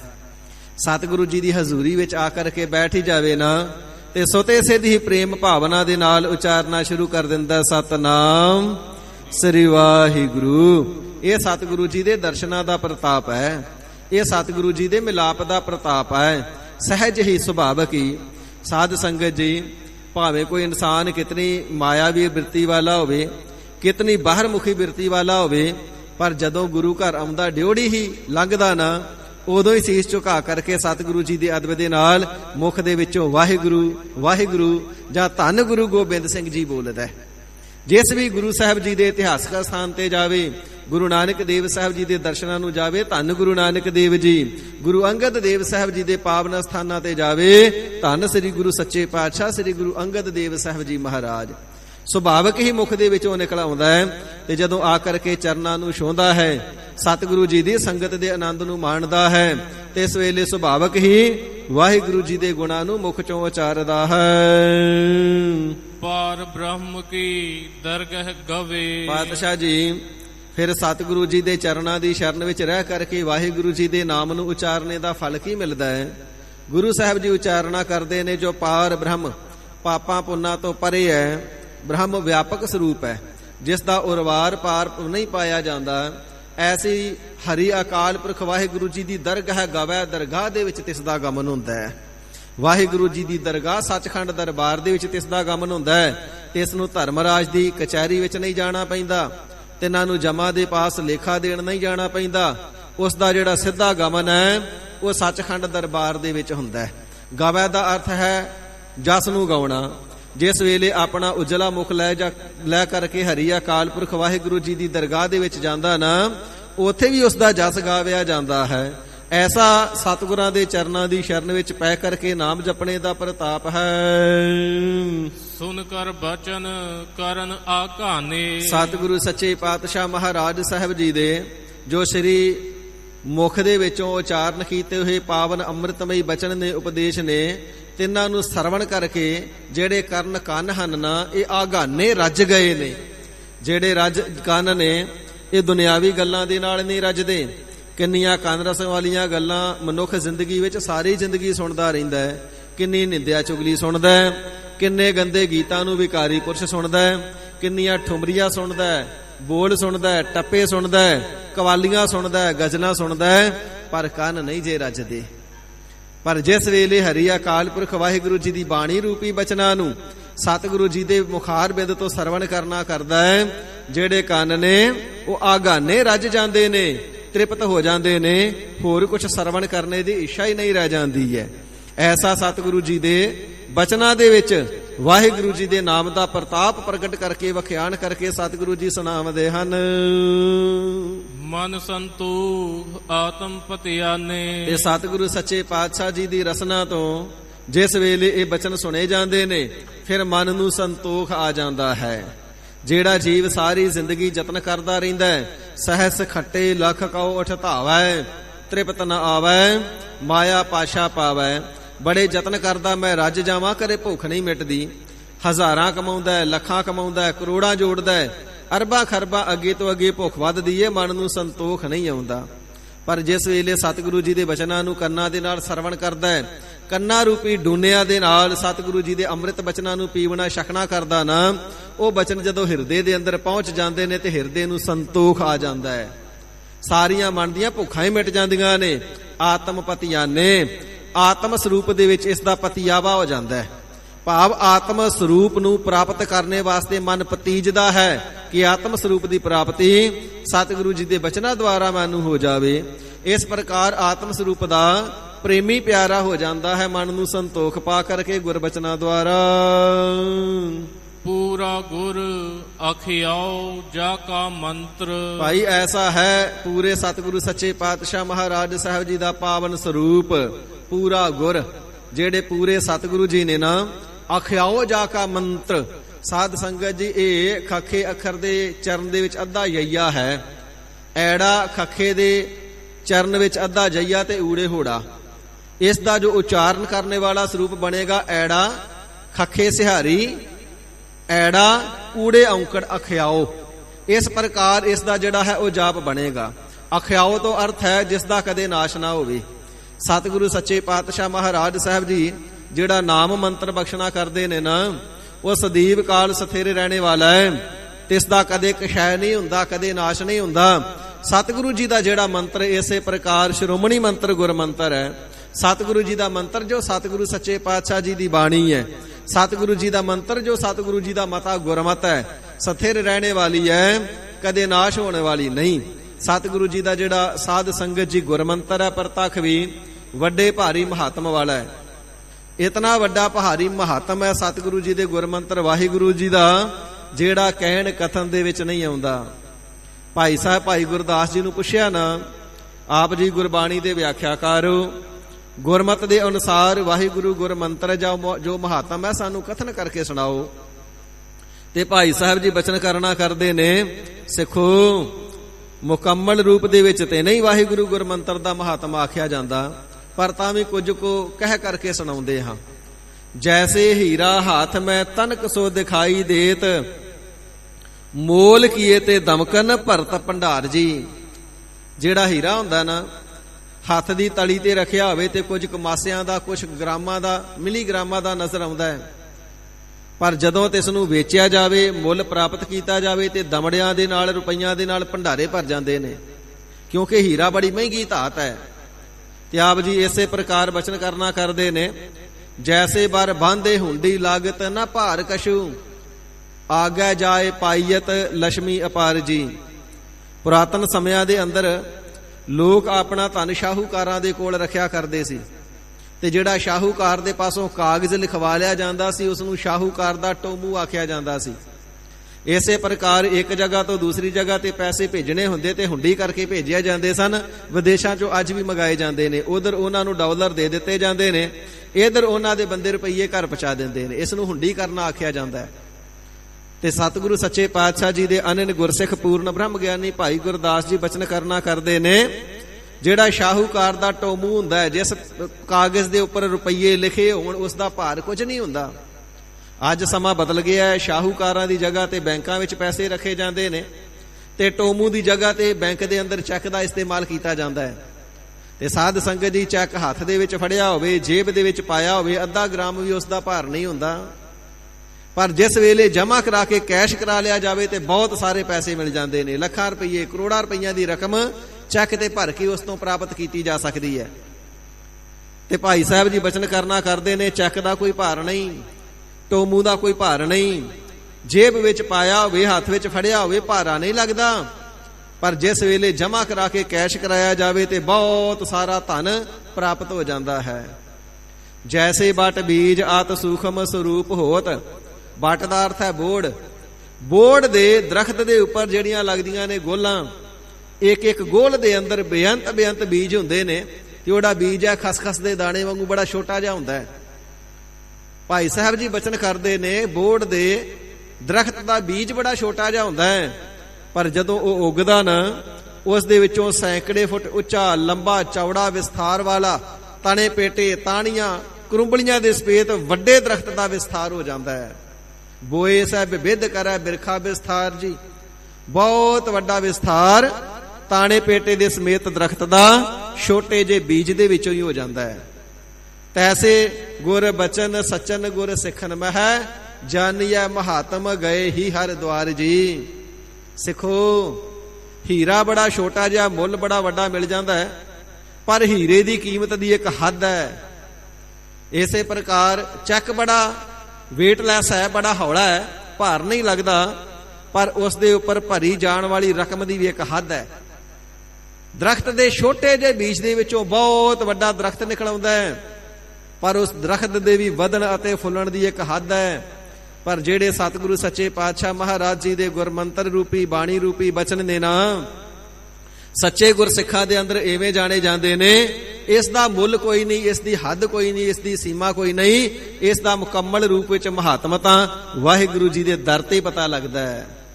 ਕਹਿਣ ਤੋਂ ਭਾਵ ਇਹ ਸਤਿਗੁਰੂ ਜੀ ਦਾ ਗੁਰਮੰਤਰ ਐਸਾ ਮੋਲਕ ਹੈ ਜਿਹੜਾ ਜੀਵ ਨੂੰ ਵਾਹਿਗੁਰੂ ਜੀ ਦੇ ਦਰ ਤੇ ਪ੍ਰਵਾਨ ਕਰ ਦਿੰਦਾ ਹੈ, ਜੀਵਨ ਸਫਲਾ ਕਰ ਦਿੰਦਾ ਹੈ, ਸੱਚਖੰਡ ਦਰਬਾਰ ਦਾ ਵਾਸੀ ਬਣਾ ਦਿੰਦਾ ਹੈ। ਉਸ ਸੁੱਖ ਨੂੰ ਪ੍ਰਾਪਤ ਕਰਕੇ ਪਤਾ ਲੱਗਦਾ ਹੈ ਕਿ ਨਾਮ ਜਪਣ ਦਾ ਕਿੱਡਾ ਵੱਡਾ ਭਾਰੀ ਸੁੱਖ ਪ੍ਰਾਪਤ ਹੋ ਗਿਆ ਹੈ, ਮੁੱਲ ਕਹਿਣ ਵਿੱਚ ਨਹੀਂ ਆਉਂਦਾ। ਕੋਈ ਕਰੋੜਾਪਤੀ ਅਰਬਾਂਪਤੀ ਮੰਦਰ ਮਸਜਿਦ ਦੇ ਵਿੱਚ ਆਵੇ ਜਾਂ ਇਸੇ ਪ੍ਰਕਾਰ ਧਾਰਮਿਕ ਕਿਸੇ ਵੀ ਸਥਲ ਤੇ ਤਰਿਆ ਜਾਵੇ ਤੇ ਜਾ ਕਰਕੇ ਕਹਿਣਾ ਕਰੇ, ਜੀ ਮੇਰੇ ਕੋਲੋਂ 10 ਕਰੋੜ 20 ਕਰੋੜ 50 ਕਰੋੜ ਲੈ ਦਿਓ, ਮੈਨੂੰ ਸੱਚਖੰਡ ਭੇਜ ਦੇਵੋ। ਕੋਈ ਅਮੀਰ ਧਨਾੜ ਆਖੇ ਮੈਂ ਕਰੋੜਾਂ ਡਾਲਰ ਅਰਬਾਂ ਡਾਲਰ ਖਰਬਾਂ ਡਾਲਰ ਦੇ ਦੇਣਾ ਤੇ ਮੈਨੂੰ ਟਿਕਟ ਦੇ ਦੇਵੋ ਸੱਚਖੰਡ ਦੀ, ਮੈਂ ਸੱਚਖੰਡ ਪਹੁੰਚ ਜਾਵਾਂ। ਤੇ ਕਿ ਸਾਰੀ ਦੁਨੀਆ ਦੀ ਦੌਲਤ ਦੇ ਕਰਕੇ ਵੀ ਕੋਈ ਸੱਚਖੰਡ ਦੇ ਵਿੱਚ ਉੱਚਾ ਮੁਰਾਤਬਾ ਹਾਸਲ ਕਰ ਸਕਦਾ ਹੈ? ਕਦੇ ਵੀ ਨਹੀਂ। ਜੇ ਕੋਈ ਆਖੇ ਉੱਚ ਆਤਮਿਕ ਅਵਸਥਾ ਪੈਸਿਆਂ ਦੇ ਮੁੱਲ ਦੇ ਵੱਟੇ ਮਿਲ ਜਾਵੇ ਤੇ ਮਿਲ ਸਕਦੀ ਹੈ? ਕਦੇ ਵੀ ਨਹੀਂ। ਇਸ ਦੇ ਨਾਲ ਤੇ ਮਨ ਵੀ ਸ਼ਾਂਤ ਨਹੀਂ ਹੁੰਦਾ। ਪਾਤਸ਼ਾਹ ਜੀ ਫਰਮਾਵਣਾ ਕਰਦੇ ਨੇ, ਭਾਈ ਸਾਰਿਆਂ ਸੁੱਖਾਂ ਦਾ ਦਾਤਾ ਨਾਮ ਹੈ, ਸ਼ਾਂਤੀ ਵੀ ਦੇਣ ਵਾਲਾ ਉਹ ਹੈ, ਮਨ ਨੂੰ ਸੰਤੋਖ ਦੇਣ ਵਾਲਾ ਵੀ ਉਹ ਹੈ। ਤੇ ਭਾਈ ਸਾਹਿਬ ਜੀ ਬਚਨ ਕਰਨਾ ਕਰਦੇ ਨੇ, ਨਾਮ ਜਪਣੇ ਦਾ ਗੁਰਮੰਤਰ ਜਪਣੇ ਦਾ ਕਿੱਡਾ ਵੱਡਾ ਮਹਾਤਮ ਮਿਲਦਾ ਹੈ। ਉਹ ਵਾਹਿਗੁਰੂ ਜੀ ਦੇ ਦਰ ਤੇ ਸੱਚਖੰਡ ਦਰਬਾਰ ਜਦੋਂ ਪੁੱਜ ਜਾਈਦਾ ਫਿਰ ਪੁੱਜ ਜਾਈਦਾ, ਫਿਰ ਪਤਾ ਲੱਗਦਾ ਕਿੱਡਾ ਵੱਡਾ ਸੁੱਖ ਮਿਲ ਗਿਆ ਨਾਮ ਜਪਣ ਦੇ ਨਾਲ। ਦੁਨੀਆ ਦੀਆਂ ਦੌਲਤਾਂ ਦੇ ਨਾਲ, ਇਹ ਰਿੰਗਟਾਂ ਰੁਪਈਆਂ ਦੇ ਨਾਲ, ਦਰਾਮਾਂ ਦੇ ਨਾਲ, ਡਾਲਰਾਂ ਪਾਉਂਡਾਂ ਦੇ ਨਾਲ ਕਿਸੇ ਪ੍ਰਕਾਰ ਇਸ ਦਾ ਮੁੱਲ ਨਹੀਂ ਪਾਇਆ ਜਾ ਸਕਦਾ, ਆਂਕਿਆ ਨਹੀਂ ਜਾ ਸਕਦਾ, ਕਿਆਸ ਅਰਾਈਆਂ ਵੀ ਨਹੀਂ ਲਾਈਆਂ ਜਾ ਸਕਦੀਆਂ ਵਾਹਿਗੁਰੂ ਨਾਮ ਜਪਣ ਦਾ ਜਿਤਨਾ ਵੱਡਾ ਮਹਾਤਮ ਹੈ। ਸੋ ਗਰੀਬ ਨਿਵਾਜ ਸਤਿਗੁਰੂ ਸੱਚੇ ਪਾਤਸ਼ਾਹ ਸ੍ਰੀ ਗੁਰੂ ਅਰਜਨ ਦੇਵ ਸਾਹਿਬ ਜੀ ਫਰਮਾਵਣਾ ਕਰਦੇ ਨੇ, ਪੂਰਾ ਗੁਰ ਸਤਿਗੁਰੂ ਰਾਮਦਾਸ ਸੱਚੇ ਪਾਤਸ਼ਾਹ ਜੀ ਮਹਾਰਾਜ ਪੂਰੇ ਸਤਿਗੁਰੂ ਜੀ ਨੇ, ਗੁਰੂ ਨਾਨਕ ਦੇਵ ਸੱਚੇ ਪਾਤਸ਼ਾਹ ਜੀ ਮਹਾਰਾਜ ਪੂਰੇ ਸਤਿਗੁਰੂ ਨੇ। ਅਖਿਆਓ ਜਾ ਕਾ ਮੰਤਰ, ਜਿਨ੍ਹਾਂ ਦਾ ਮੰਤਰ ਵੀ ਨਾਸ਼ ਤੋਂ ਰਹਿਤ ਹੈ। ਸਤਿਗੁਰੂ ਜੀ ਆਪ ਅਮਰ ਅਮਰ ਨੇ। ਇਸੇ ਪ੍ਰਕਾਰ ਹਰੀ ਅਕਾਲ ਪੁਰਖ ਵਾਹਿਗੁਰੂ ਸਤ ਸਰੂਪ ਨੇ, ਤਿਸੇ ਦੀ ਅਭੇਦਤਾ ਪ੍ਰਾਪਤ ਕਰਕੇ ਉਸੇ ਦਾ ਸਰੂਪ ਨੇ, ਅਥਵਾ ਸਤ ਸਰੂਪ ਪਰਮਾਤਮਾ ਹੀ ਗੁਰ ਪਰਮੇਸ਼ਰ ਜੀ ਦੇ ਆਕਾਰ ਸਰੂਪ ਦੇ ਅੰਦਰ ਪ੍ਰਗਟ ਹੋਇਆ ਉਸੇ ਦਾ ਸਰੂਪ ਨੇ। ਤੇ ਸਤਿਗੁਰੂ ਜੀ ਦਾ ਮੰਤਰ ਵੀ ਜਿਹੜਾ ਉਹ ਨਾਸ਼ ਤੋਂ ਰਹਿਤ ਹੈ। ਜਿਹੜਾ ਸਤਿਗੁਰੂ ਜੀ ਦੇ ਗੁਰਮੰਤਰ ਨੂੰ ਜਪਣਾ ਕਰਦਾ, ਸਿਮਰਨਾ ਕਰਦਾ ਨਾ, ਉਹ ਵੀ ਨਾਸ਼ ਤੋਂ ਰਹਿਤ ਹੋ ਜਾਂਦਾ ਹੈ। ਜੰਮਣ ਮਰਨ ਦੇ ਵਿੱਚ ਬਹੁੜੋ ਨਹੀਂ ਆਉਂਦਾ ਹੈ। ਅੰਮ੍ਰਿਤ ਦ੍ਰਿਸ਼ਟ ਪੇਖੈ ਹੋਏ ਸੰਤ। ਸਤਿਗੁਰੂ ਸੱਚੇ ਪਾਤਸ਼ਾਹ ਮਹਾਰਾਜ ਸਾਹਿਬ ਜੀ ਤਾਂ ਐਸੀ ਬਰਕਤ ਰੱਖਦੇ ਨੇ, ਤਿੰਨਾਂ ਦੀ ਨਜ਼ਰ ਦੇ ਅੰਦਰ ਵੀ ਅੰਮ੍ਰਿਤ ਭਰਿਆ ਹੋਇਆ ਹੈ, ਤਿੰਨਾਂ ਦੀ ਦ੍ਰਿਸ਼ਟੀ ਵੀ ਅੰਮ੍ਰਿਤ ਦੇ ਨਾਲ ਭਰੀ ਹੋਈ ਹੈ। ਜਿਸ ਦੇ ਉੱਪਰ ਸਤਿਗੁਰੂ ਸੱਚੇ ਪਾਤਸ਼ਾਹ ਜੀ ਦੀ ਨਜ਼ਰ ਪੈ ਜਾਂਦੀ ਹੈ ਨਾ, ਵਿਕਾਰੀ ਵੀ ਹੋਵੇ ਤੇ ਸੰਤ ਹੋ ਜਾਂਦਾ ਹੈ। ਇਤਨੀ ਵੱਡੀ ਭਾਰੀ ਤਾਕਤ ਸ਼ਕਤੀ ਬਲ ਹੈ ਸਤਿਗੁਰੂ ਜੀ ਦੀ ਨਜ਼ਰ ਦੇ ਅੰਦਰ ਵੀ। ਸਤਿਗੁਰੂ ਅੰਗਦ ਦੇਵ ਸੱਚੇ ਪਾਤਸ਼ਾਹ ਮਹਾਰਾਜ ਸਾਹਿਬ ਜੀ ਦੇ ਦਰ ਤੇ ਦੁਖੀਆਂ ਦੀ ਭੀੜ ਸਦਾ ਹੀ ਲੱਗੀ ਰਹਿੰਦੀ। ਸਭਨਾਂ ਦੀ ਭਾਵਨਾ ਹੁੰਦੀ ਕਿ ਜਦੋਂ ਸਤਿਗੁਰੂ ਸੱਚੇ ਪਾਤਸ਼ਾਹ ਜੀ ਨਿਤਨੇਮ ਕਰਕੇ ਸਮਾਧੀ ਤੋਂ ਉਥਾਨ ਹੁੰਦੇ ਨੇ ਤੇ ਸਤਿਗੁਰੂ ਜੀ ਦੀ ਨਜ਼ਰ ਸਾਡੇ ਤੇ ਪੈ ਜਾਵੇ। ਸਾਧ ਸੰਗਤ ਜੀ ਕੋਈ ਬਿਮਾਰ ਹੁੰਦਾ, ਰੋਗੀ ਹੁੰਦਾ, ਕੋੜੀ ਹੁੰਦਾ, ਕੈਸਾ ਵੀ ਰੋਗੀ ਹੁੰਦਾ, ਜਿਸ ਦੇ ਉੱਪਰ ਸ੍ਰੀ ਗੁਰੂ ਅੰਗਦ ਦੇਵ ਸਾਹਿਬ ਜੀ ਦੀ ਨਜ਼ਰ ਪੈ ਜਾਂਦੀ, ਸਾਰੇ ਰੋਗ ਮਿਟ ਜਾਂਦੇ, ਉਸੇ ਵੇਲੇ ਤੰਦਰੁਸਤ ਹੋ ਜਾਂਦਾ ਸੀ। ਸਤਿਗੁਰੂ ਜੀ ਦੀ ਨਜ਼ਰ ਦੇ ਵਿੱਚ ਵੀ ਅੰਮ੍ਰਿਤ ਹੈ। ਬਾਬਾ ਬਿਧੀ ਚੰਦ ਸਾਹਿਬ ਜੀ ਪਹਿਲੇ ਜੀਵਨ ਦੇ ਵਿੱਚ ਚੋਰੀਆਂ ਕਰਦੇ ਸਨ ਨਾ, ਪਰ ਨਜ਼ਰ ਪੈ ਗਈ ਸਤਿਗੁਰੂ ਅਰਜਨ ਦੇਵ ਸੱਚੇ ਪਾਤਸ਼ਾਹ ਮਹਾਰਾਜ ਜੀ ਦੀ। ਜਿਸ ਵੇਲੇ ਸਤਿਗੁਰੂ ਜੀ ਦੇ ਸਿੱਖ ਭਾਈ ਪ੍ਰਾਣਾ ਜੀ ਗੁਰੂ ਕੀ ਹਜ਼ੂਰੀ ਵਿੱਚ ਲੈ ਕਰਕੇ ਆਏ ਨੇ, ਨਜ਼ਰ ਪੈ ਗਈ, ਸੰਤ ਹੋ ਗਏ। ਤੇ ਸਤਿਗੁਰੂ ਹਰਗੋਬਿੰਦ ਸਾਹਿਬ ਸੱਚੇ ਪਾਤਸ਼ਾਹ ਜੀ ਸੰਗਤ ਪ੍ਰਾਪਤ ਕਰਕੇ ਸਿਪਾਹੀ ਵੀ ਹੋ ਗਏ। ਪੂਰੇ ਸੰਤ ਸਿਪਾਹੀ ਪੂਰਨ ਮਹਾਪੁਰਖ ਬ੍ਰਹਮ ਗਿਆਨੀ ਹੋਏ ਨੇ ਤਤ ਵੇਤੇ। ਇਸ ਪ੍ਰਕਾਰ ਭਾਈ ਲਖੂ ਜੀ ਧਾੜਵੀ ਸਨ ਨਾ, ਨਜ਼ਰ ਪੈ ਗਈ ਪੂਰੇ ਸਤਿਗੁਰੂ ਸੱਚੇ ਪਾਤਸ਼ਾਹ ਜੀ ਦੀ, ਤੇ ਬ੍ਰਹਮ ਗਿਆਨੀ ਭਾਈ ਲਖੀਆ ਜੀ ਹੋ ਗਏ, ਜਿਨ੍ਹਾਂ ਦਾ ਬਚਨ ਰੱਖਣ ਵਾਸਤੇ ਸਤਿਗੁਰੂ ਅਰਜਨ ਦੇਵ ਸੱਚੇ ਪਾਤਸ਼ਾਹ ਜੀ ਨੇ ਆਪਣੀ ਪ੍ਰਤੱਗਿਆ ਤੋੜ ਲਈ ਸੀ। ਸੋ ਬਚਨ ਕਰਨਾ ਕੀਤਾ ਸੀ ਭਾਈ ਬੁੱਧੂ ਦਾ ਆਵਾ ਪੱਕਾ ਹੋਵੇ, ਪਰ ਜਿਸ ਵੇਲੇ ਲਖੀਆ ਜੀ ਨੇ ਬਚਨ ਕਰ ਦਿੱਤਾ ਪਿੱਲਾ ਹੋਵੇ, ਤੇ ਫਿਰ ਪਿੱਲਾ ਹੀ ਰਿਹਾ ਸੀ। ਸਤਿਗੁਰੂ ਜੀ ਦੇ ਬਚਨਾਂ ਦੇ ਨਾਲ ਇੱਟਾਂ ਪੱਕੀਆਂ ਦੇ ਭਾਅ ਤੇ ਵਿਕ ਗਈਆਂ, ਪਰ ਰਿਹਾ ਪਿੱਲਾ ਹੀ ਸੀ। ਜਿਸ ਜਿਸ ਦੇ ਉੱਪਰ ਸਤਿਗੁਰੂ ਸੱਚੇ ਪਾਤਸ਼ਾਹ ਜੀ ਦੀ ਨਜ਼ਰ ਪੈ ਜਾਂਦੀ ਹੈ ਨਾ, ਉਹ ਸੰਤ ਹੋ ਜਾਂਦਾ, ਸ਼ਾਂਤ ਆਤਮਾ ਵਾਲਾ ਹੋ ਜਾਂਦਾ ਹੈ, ਹਿਰਦਾ ਸ਼ਾਂਤ ਹੋ ਜਾਂਦਾ ਹੈ, ਮਨ ਚੋਂ ਵਿਕਾਰ ਭਾਵਨਾ ਹੀ ਮਿਟ ਜਾਂਦੀ ਹੈ। ਐਸੀ ਸਤਿਗੁਰੂ ਜੀ ਦੀ ਅੰਮ੍ਰਿਤ ਤਕਣੀ ਦੇ ਅੰਦਰ ਬਖਸ਼ਿਸ਼ ਹੈ, ਕਿਰਪਾਲਤਾ ਹੈ, ਮਿਹਰ ਹੈ। ਗੁਣ ਬੇਅੰਤ ਕੀਮਤ ਨਹੀਂ ਪਾਏ। ਭਾਈ ਪੂਰੇ ਸਤਿਗੁਰੂ ਸੱਚੇ ਪਾਤਸ਼ਾਹ ਮਹਾਰਾਜ ਸਾਹਿਬ ਜੀ ਦੇ ਕਿਹੜੇ ਕਿਹੜੇ ਗੁਣਾਂ ਨੂੰ ਬੋਲ ਕਰਕੇ ਵਿਖਿਆਨ ਕਰਨਾ ਕਰੀਏ। ਬੇਅੰਤੀ ਗੁਣ ਹੈ ਤੇ ਇੱਕ ਵੀ ਗੁਣ ਦੀ ਕਿਸੇ ਦੇ ਪਾਸੋਂ ਕੀਮਤ ਨਹੀਂ ਪਾਈ ਜਾ ਸਕਦੀ ਹੈ, ਮੁੱਲ ਨਹੀਂ ਤਾਰਿਆ ਜਾ ਸਕਦਾ ਹੈ। ਸਤਿਗੁਰੂ ਜੀ ਦੇ ਗੁਣਾਂ ਦੀ ਵਡਿਆਈ ਨੂੰ ਮਹਾਰਾਜ ਸਾਹਿਬ ਜੀ ਆਪ ਹੀ ਜਾਣਦੇ ਹਨ। ਨਾਨਕ ਜਿਸ ਭਾਵੈ ਤਿਸ ਲਏ ਮਿਲਾਏ। ਗਰੀਬ ਨਿਵਾਜ ਸਤਿਗੁਰੂ ਸੱਚੇ ਪਾਤਸ਼ਾਹ ਜੀ ਉਪਦੇਸ਼ ਕਰਦੇ ਹਨ, ਭਾਈ ਜਿਸ ਦੀ ਪ੍ਰੇਮਾ ਭਗਤੀ ਹਰੀ ਅਕਾਲ ਪੁਰਖ ਵਾਹਿਗੁਰੂ ਜੀ ਦੇ ਸਰਗੁਣ ਸਰੂਪ ਸਤਿਗੁਰੂ ਜੀ ਨੂੰ ਭਾ ਜਾਂਦੀ ਹੈ, ਜਿਸ ਦੀ ਬੰਦਗੀ ਕਰਨੀ ਸਤਿਗੁਰੂ ਜੀ ਨੂੰ ਭਾ ਜਾਂਦੀ ਹੈ, ਜਿਸ ਦਾ ਜੀਵਨ ਕਰਤੱਵ ਸਤਿਗੁਰੂ ਜੀ ਨੂੰ ਭਾਵੈ, ਚੰਗਾ ਲੱਗਦਾ, ਪਿਆਰਾ ਲੱਗਦਾ, ਤਿਸ ਲਏ ਮਿਲਾਏ। ਸਤਿਗੁਰੂ ਸੱਚੇ ਪਾਤਸ਼ਾਹ ਜੀ ਤਿਸ ਨੂੰ ਆਪਣੇ ਸਰੂਪ ਰੂਪ ਦੇ ਅੰਦਰ ਹੀ ਮਿਲਾ ਲੈਂਦੇ ਨੇ। ਇਸੇ ਪ੍ਰਕਾਰ ਜਿਸ ਨੂੰ ਆਪਣੇ ਨਾਲ ਮਿਲਾਵਣਾ ਭਾਵਦਾ ਹੈ, ਤਿਸ ਲਏ ਮਿਲਾਏ। ਸਤਿਗੁਰੂ ਸੱਚੇ ਪਾਤਸ਼ਾਹ ਜੀ ਮਹਾਰਾਜ ਤਿਸ ਨੂੰ ਆਪਣੀ ਸਤ ਸੰਗਤ ਦੇ ਨਾਲ, ਸਾਧ ਸੰਗਤ ਦੇ ਨਾਲ ਮਿਲਾ ਲੈਂਦੇ ਹਨ ਜੀ। ਜਿਹਬਾ ਏਕ ਉਸਤਤ ਅਨੇਕ। ਹੇ ਗਰੀਬ ਨਿਵਾਜ ਸਤਿਗੁਰੂ ਸੱਚੇ ਪਾਤਸ਼ਾਹ ਜੀ ਮਹਾਰਾਜ ਜਿਸ ਅਕਾਲ ਪੁਰਖ ਦਾ ਸਰਗੁਣ ਸਰੂਪ ਪੂਰੇ ਸਤਿਗੁਰੂ ਜੀ ਨੇ, ਤਿਸ ਹਰੀ ਅਕਾਲ ਪੁਰਖ ਵਾਹਿਗੁਰੂ ਜੀ ਦੇ ਜਸ ਦਾ ਵੀ ਵਿਖਿਆਨ ਕਰਕੇ ਸੁਣਾਓ। ਪਾਤਸ਼ਾਹ ਜੀ ਫਰਮਾਉਂਦੇ ਨੇ, ਭਾਈ ਤਿਸ ਵਾਹਿਗੁਰੂ ਜੀ ਦੇ, ਤਿਸ ਨਿਰੰਕਾਰ ਜੀ ਦੇ, ਪਰਮ ਪਿਤਾ ਪਰਮੇਸ਼ਵਰ ਜੀ ਦੇ ਕਿਹੜੇ ਕਿਹੜੇ ਗੁਣਾਂ ਦਾ ਵਿਖਿਆਨ ਕਰੀਏ। ਜਿਹਬਾ ਏਕ, ਜੀਵ ਦੇ ਪਾਸ ਜਿਹਬਾ ਜ਼ੁਬਾਨ ਤੇ ਇੱਕ ਹੈ, ਪਰ ਹਰੀ ਅਕਾਲ ਪੁਰਖ ਵਾਹਿਗੁਰੂ ਜੀ ਦੀ ਅਨੇਕ ਬੇਅੰਤ ਪ੍ਰਕਾਰ ਦੀ ਉਸਤਤ ਹੈ। ਉਸ ਦੀ ਉਸਤਤੀ ਦਾ, ਉਸ ਦੀ ਵਡਿਆਈ ਦਾ, ਤਿਸ ਦੀ ਬਖਸ਼ਿਸ਼ ਦਾ ਕਿਸੇ ਪ੍ਰਕਾਰ ਅੰਤ ਨਹੀਂ ਆਉਂਦਾ। ਬੇਅੰਤ ਵਡਿਆਈ ਹੈ, ਜ਼ੁਬਾਨ ਇੱਕ ਹੈ। ਸੋ ਇੱਕ ਜ਼ੁਬਾਨ ਦੇ ਨਾਲ ਤਿਸ ਦੀਆਂ ਵਡਿਆਈਆਂ ਦਾ ਕੀ ਅੰਤ ਪਾਇਆ ਜਾ ਸਕਦਾ ਹੈ? ਤਿਸ ਦੀ ਸਮਗਰ ਉਸਤਤੀ ਕਿੱਥੇ ਕਹੀ ਜਾ ਸਕਦੀ ਹੈ? ਹਜ਼ਾਰ ਫਨ ਵਾਲਾ ਸ਼ੇਸ਼ਨਾਗ ਹੈ, ਹਰ ਜ਼ੁਬਾਨ ਦੇ ਨਾਲ ਨਵਤਨ ਨਾਮ ਜਪਹਿ ਦਿਨ ਰਾਤੀ, ਦਿਨ ਰਾਤ ਨਵੇਂ ਨਾਮ ਨੂੰ ਲੈਣਾ ਕਰਦਾ ਹੈ। ਸੋ ਅਣ ਦਿਨ ਹਰ ਰੋਜ਼ ਨਵਾਂ ਨਾਮ ਲੈਂਦਾ ਹੈ। ਜਿਹੜਾ ਨਾਮ ਪਰਮਾਤਮਾ ਦਾ ਇੱਕ ਦਿਨ ਲੈ ਲੈਂਦਾ, ਦੂਸਰੇ ਦਿਨ ਨਹੀਂ ਲੈਂਦਾ, ਹਰ ਰੋਜ਼ ਨਵਾਂ ਨਾਮ ਲੈਂਦਾ ਆਪਣੇ ਹਜ਼ਾਰ ਫਨ ਦੇ ਨਾਲ, 2000 ਜ਼ੁਬਾਨਾਂ ਦੇ ਨਾਲ। ਕਿਉਂਕਿ ਸੱਪ ਦੇ ਮੂੰਹ ਦੀ ਵਿੱਚ ਅੰਦਰ ਜਿਹੜੀ ਜ਼ੁਬਾਨ ਹੁੰਦੀ ਹੈ ਸਾਧ ਸੰਗਤ ਜੀ, ਅੱਗੋਂ ਪਾਟੀ ਹੋਈ ਹੋਣ ਕਰਕੇ ਦੋ ਹੁੰਦੀਆਂ ਨੇ। ਭਾਈ ਸਾਹਿਬ ਭਾਈ ਗੁਰਦਾਸ ਜੀ ਲਿਖਦੇ ਨੇ, ਨਾ ਹੋਏ ਦੁਜੀਬਾ ਬਿਸਿਅਰ ਭੋਵਾ। ਸੱਪ ਦੋ ਜੀਬਾਂ ਵਾਲਾ ਹੁੰਦਾ ਹੈ। ਸੋ ਹਜ਼ਾਰ ਫਨ ਹੈ, 2000 ਜ਼ੁਬਾਨਾਂ ਨੇ, ਹਰ ਰੋਜ਼ ਨਵਾਂ ਨਾਮ ਲੈਂਦਾ, ਅੱਜ ਤੱਕ ਅੰਤ ਨਹੀਂ ਪਾ ਸਕਿਆ ਨਾਮਾਂ ਦਾ ਹੀ। ਤੇ ਐਸੇ ਹਰੀ ਪਰਮਾਤਮਾ ਜੀ ਦੀ ਸਮਗਰ ਵਡਿਆਈ ਦਾ ਅੰਤ ਇੱਕ ਜੀਵ ਦੇ ਨਾਲ ਵਡਿਆਈ ਕਰ ਕਰਕੇ, ਉਸਤਤ ਕਰ ਕਰਕੇ ਪ੍ਰਾਣੀ ਮਾਤਰ ਕਿੱਥੇ ਲੈ ਸਕਦਾ ਹੈ? ਸਾਡੀ ਜਿਹਬਾ ਰਸਨਾ ਤੇ ਇੱਕ ਹੈ। ਵਾਹਿਗੁਰੂ ਜੀ ਦੀ ਉਸਤਤ ਬਹੁਤ ਜ਼ਿਆਦਾ ਬੇਅੰਤ ਅਨੇਕ ਪਾਰਾਵਾਰ ਤੋਂ ਰਹਿਤ ਹੈ। ਸਤਿਪੁਰਖ ਪੂਰਨ ਵਿਵੇਕ। ਉਹ ਸਤਿਪੁਰਖ ਹੈ, ਸਭਨਾ ਦੇ ਅੰਦਰ ਸਤ ਚੇਤਨ ਸੱਤਾ ਹੋ ਕਰਕੇ ਵਸਨੇ ਵਾਲਾ ਹੈ। ਸਤ ਚਿਤ ਆਨੰਦ ਸਰੂਪ ਹੈ, ਸਦਾ ਸਤ ਸਥਿਰ ਹੈ, ਸੱਚ ਸਰੂਪ ਹੈ। ਇਸੇ ਪ੍ਰਕਾਰ ਚਿਤ ਚੇਤਨ ਸਰੂਪ ਹੈ ਤੇ ਸਦਾ ਆਨੰਦ ਸਰੂਪ ਹੈ। ਪੁਰਖ ਸਰੂਪ ਹੈ। ਪੁਰਖ ਦਾ ਦੂਸਰਾ ਅਰਥ ਹੈ ਵਿਆਪਕ ਸਰੂਪ ਹੈ। ਇਤਨਾ ਸਮਰੱਥਾਵਾਨ, ਪੁਰੀਆਂ ਨੂੰ ਨਾਸ਼ ਕਰਨੇ ਵਾਲਾ ਹੈ। ਪੂਨਾਮ ਨਰਕਾਂ ਦੇ ਵਿੱਚ ਪੈਣ ਤੋਂ ਜੀਵਾਂ ਦੀ ਰੱਖਿਆ ਕਰਨੇ ਵਾਲਾ ਹੈ। ਪੂਰਨ ਮੁਕੰਮਲ ਰੂਪ ਦੇ ਵਿੱਚ ਵਿਵੇਕ ਗਿਆਨ ਦਾ ਦਾਤਾ ਹੈ, ਬ੍ਰਹਮ ਗਿਆਨ ਦਾ ਦਾਤਾ ਹੈ। ਉਹ ਪਰਮ ਪਿਤਾ ਪਰਮੇਸ਼ਰ ਅਕਾਲ ਪੁਰਖ ਵਾਹਿਗੁਰੂ, ਜਿਹੜਾ ਤਿਸ ਦੀ ਨਜ਼ਰ ਦੇ ਵਿੱਚ ਆ ਜਾਵੇ ਤਿਸ ਦੀ ਅਵਸਥਾ ਨੂੰ ਪੂਰਨ ਕਰ ਦੇਣ ਵਾਲਾ ਹੈ, ਮੁਕੰਮਲ ਕਰ ਦੇਣੇ ਵਾਲਾ ਐਸਾ ਬ੍ਰਹਮ ਗਿਆਨ ਦੇ ਦਾਤਾ ਹਨ ਸਤਿਗੁਰੂ ਜੀ। ਕਾਹੂ ਬੋਲ ਨਾ ਪਹੁੰਚਤ ਪ੍ਰਾਨੀ। ਇਹ ਸਾਧ ਸੰਗਤ ਜੀ ਵਿਵੇਕ ਦਾ ਦੂਸਰਾ ਅਰਥ ਵਿਚਾਰ ਵੀ ਹੋਇਆ ਕਰਦਾ ਹੈ। ਉਹ ਪੂਰਨ ਵਿਚਾਰ ਵਾਲਾ ਹੈ, ਹਰ ਇੱਕ ਦੇ ਭਰੇ ਬੁਰੇ ਕਰਮਾਂ ਨੂੰ ਭਲੀ ਪ੍ਰਕਾਰ ਵਿਚਾਰਨੇ ਵਾਲਾ ਹੈ। ਕਾਹੂ ਬੋਲ ਨਾ ਪਹੁੰਚਤ ਪ੍ਰਾਨੀ। ਪ੍ਰਾਣੀ ਆਪਣੇ ਬੋਲਾਂ ਦੇ ਨਾਲ ਕਿਸੇ ਪ੍ਰਕਾਰ ਵੀ ਤਿਸ ਤੱਕ ਪਹੁੰਚ ਨਹੀਂ ਕਰ ਸਕਦਾ ਹੈ ਬਿਨਾਂ ਪ੍ਰੇਮਾ ਭਗਤੀ ਤੋਂ, ਬਿਨਾਂ ਸਤਿਗੁਰੂ ਜੀ ਦੇ ਉਪਦੇਸ਼ਾਂ ਤੋਂ, ਬਿਨਾਂ ਸਤਿਗੁਰੂ ਜੀ ਦੀ ਸਿੱਖਿਆ ਦ੍ਰਿੜ ਕਰਕੇ ਨਾਮ ਜਪੇ ਤੋਂ ਆਪਣੇ ਬੋਲਾਂ ਦੇ ਨਾਲ ਤਿਸ ਤੱਕ ਨਹੀਂ ਪਹੁੰਚ ਸਕਦਾ। ਜੇ ਆਖੇ ਮੈਂ ਬੜਾ ਸਿਆਣਾ ਹਾਂ, ਮੈਂ ਬੁਲਾਰਾ ਬੜਾ ਚੰਗਾ ਹਾਂ। ਸਾਧ ਸੰਗਤ ਜੀ ਇੱਕ ਤੋਂ ਇੱਕ ਚੰਗੇ ਬੁਲਾਰੇ ਦੁਨੀਆ ਦੇ ਵਿੱਚ ਹੋਏ ਨੇ। ਕੋਈ ਧਾਰਮਿਕ ਗੱਲਾਂ ਨੂੰ ਕਰਨ ਵਿੱਚ ਬੜਾ ਚਤੁਰ ਹੈ, ਕੋਈ ਰਾਜਨੀਤੀ ਦੀਆਂ ਗੱਲਾਂ ਕਰਨ ਵਿੱਚ ਬੜਾ ਚਤੁਰ ਹੈ। ਇਸੇ ਪ੍ਰਕਾਰ ਕੋਈ ਮਾਇਆ ਨੂੰ ਕਮਾਉਣ ਵਾਸਤੇ, ਗਾਹਕਾਂ ਇਤਿਆਦਿਕਾਂ ਨੂੰ, ਵਪਾਰੀਆਂ ਨੂੰ ਭਰਮਾਉਣ ਵਾਸਤੇ ਬੜਾ ਚਤੁਰ ਹੈ। ਵਾਕਾਂ ਦੇ ਬੇਅੰਤ ਪ੍ਰਕਾਰ ਦੇ ਚਤੁਰ ਦੇਖੇ ਜਾਂਦੇ ਨੇ, ਪਰ ਵਾਕਾਂ ਦੀ ਚਤੁਰਾਈ ਦੇ ਨਾਲ ਤਿਸ ਦੇ ਮਨ ਨੂੰ ਮੋਹਿਆ ਨਹੀਂ ਜਾ ਸਕਦਾ, ਤਿਸ ਦੇ ਹਿਰਦੇ ਨੂੰ ਜਿੱਤਿਆ ਨਹੀਂ ਜਾ ਸਕਦਾ। ਕਾਹੂ ਬੋਲ ਨਾ ਪਹੁੰਚਤ ਪ੍ਰਾਨੀ, ਕਿਸੇ ਪ੍ਰਕਾਰ ਦੇ ਵੀ ਬੋਲਾਂ ਦੇ ਨਾਲ ਉਸ ਤੱਕ ਪਹੁੰਚ ਨਹੀਂ ਹੁੰਦੀ ਹੈ। ਜੇ ਆਖੇ ਮੈਂ ਸਿਆਣੀਆਂ ਗੱਲਾਂ ਕਰਕੇ, ਪਰਮਾਰਥ ਹਿਰਦੇ ਦੇ ਵਿੱਚ ਤੇ ਨਾ ਹੋਵੇ, ਪਰਮਾਰਥ ਦੇ ਰਸਤੇ ਦਾ ਆਪ ਤੇ ਪਾਂਧੀ ਨਾ ਬਣਿਆ ਹੋਵੇ, ਪਰ ਆਖੇ ਮੁਖ ਚੋਂ ਮਿੱਠੀਆਂ ਮਿੱਠੀਆਂ ਗੱਲਾਂ ਕਰਕੇ ਜਿਵੇਂ ਲੋਕਾਂ ਨੂੰ ਭਰਮਾ ਲੈਣਾ, ਇਵੇਂ ਰੱਬ ਨੂੰ ਵੀ ਭਰਮਾ ਲਵਾਂਗਾ। ਤੇ ਗੁਰੂ ਅਮਰਦਾਸ ਸਾਹਿਬ ਜੀ ਫਰਮਾਵਣਾ ਕਰਦੇ ਨੇ, ਇੱਕ ਫਿਰੇ ਘਨੇਰੇ ਕਰੇ ਗੱਲਾਂ।